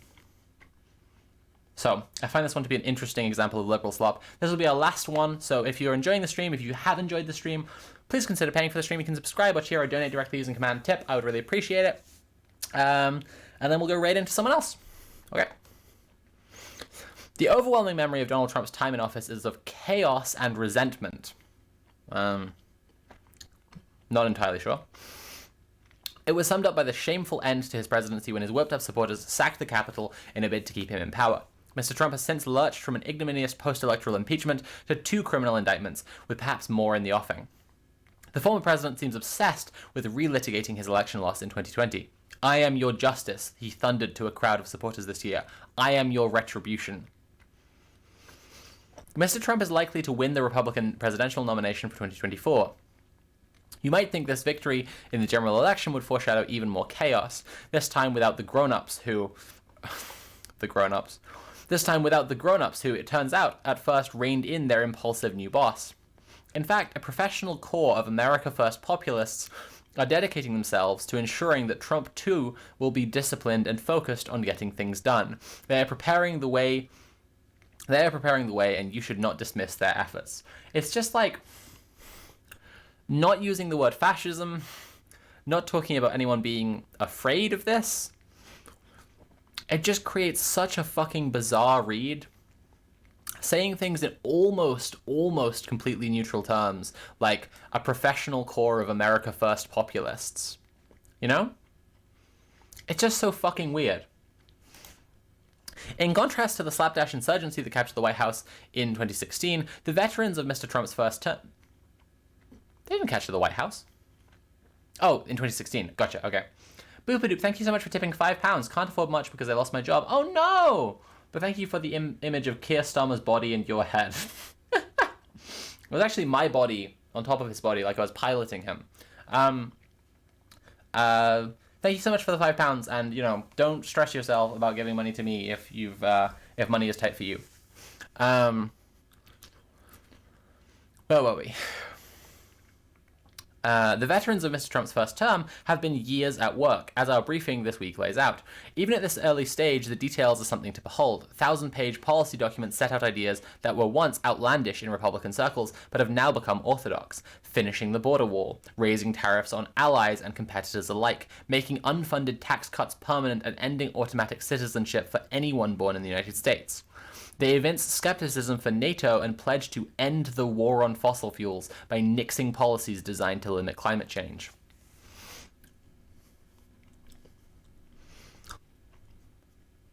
Thanks again, Boopy-Doop. Alongside these proposals is something that aims to revolutionize the structure of government itself. MAGA Republicans believe they will be enabled to enact their program only if they first defang the deep state by making tens of thousands of top civil servants sackable. So, just accepting the framing of QAnon, like, just implicitly accepting the framing of QAnon towards what and who their enemies are, without explaining to anyone what that is, it just comes across like presenting all of this as like really troublingly reasonable. Like really, really horribly reasonable. I think there was a Blue Sky post about this that was something like Trump's planning to become dictator for life if reelected, liberal publications, Trump's second term will have an interesting stance on power, you know, this kind of thing. I can't remember exactly. Around 50,000 officials would be newly subject to being fired at will under a proposed scheme known as Schedule F. At the same time, to fill the thousands of political appointments at the top of the American civil service, the America Firsters, I really for a second there read that differently, the America Firsters are creating a conservative LinkedIn of candidates whose personal loyalty to Trump is beyond question. Pardon me. Merely expressing qualms about the storming of the Capitol on January 6, 2021 is grounds for disqualification. None of this is a shadowy conspiracy. It's being planned in the open. America Firsters will argue that civil service reform promises to enhance democracy by preventing the unelected bureaucracy from stymieing the program of an elected president. Although checks and balances are an important part of America's constitutional design, the civil service is not one of the three branches of government it enshrines. That argument does not wash. One objection is practical. The draining of brains from government would come just as the expansion of American state across expansion of the American state across the economy makes the competent bureaucracy more important than ever. Running a modern nation-state requires expertise in administration, economics, foreign affairs, and science. If officials cannot challenge political appointees' madder proposals for fear of being fired, policy will rot from the inside. A second objection is political. A future Democratic president endowed with the imperial powers and unchecked by reality is not something Republicans should wish for. One reason for the professionalization of the bureaucracy in the 19th century was to provide the ship of state with enough ballast to keep sailing from one administration to the next. I'm sorry, boat metaphors are like 3 steps lower than car metaphors. Dreadful. A third objection is that these changes would give an overmighty president, I love inventing words, an overmighty president direct control of the Department of Justice. By being able to sack all of its purported dissenters, the administration would obliterate the norm of legal independence. If so, Trumpian resentment would be channeled into concrete vengeance. That prospect should concern all Americans. How about a fourth objection is moral? It would be a wrong thing to do. No, we can never say that.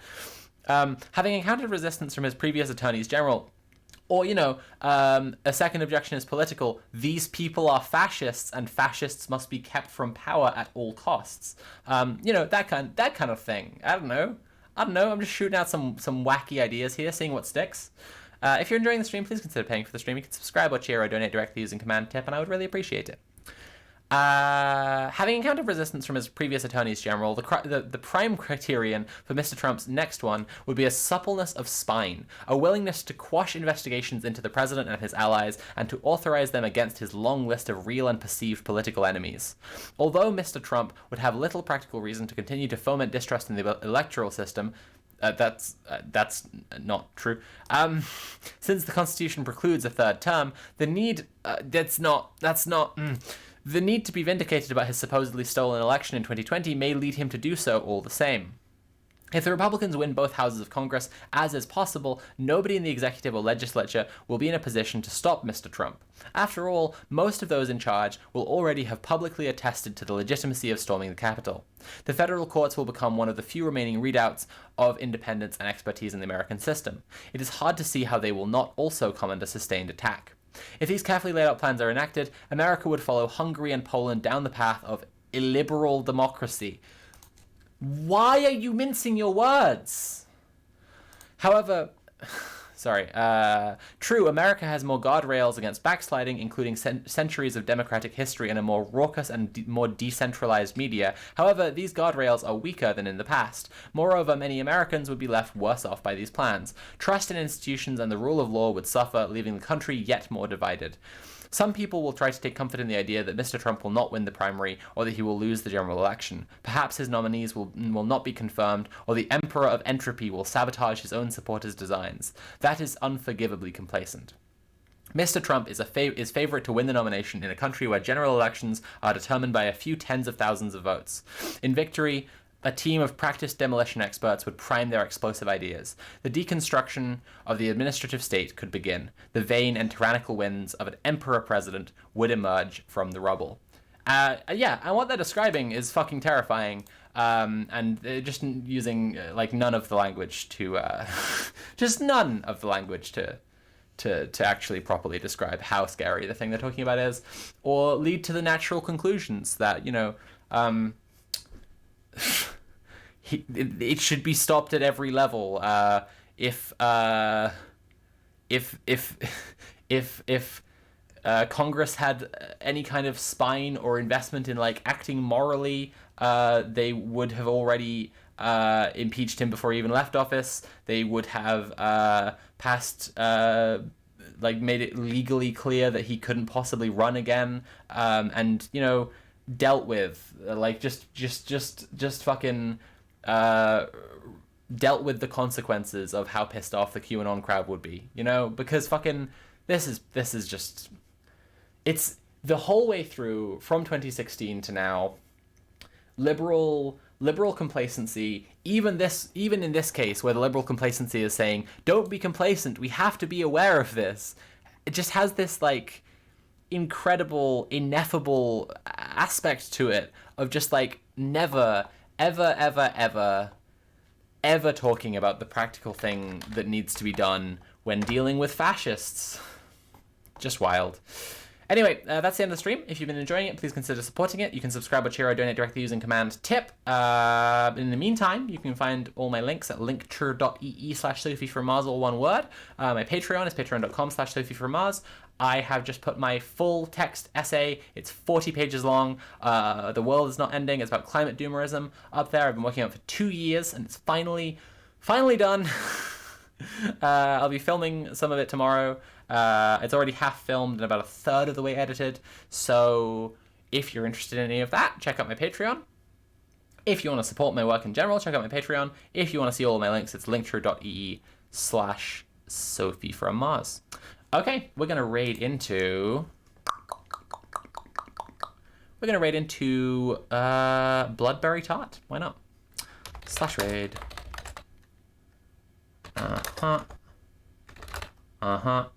Cool.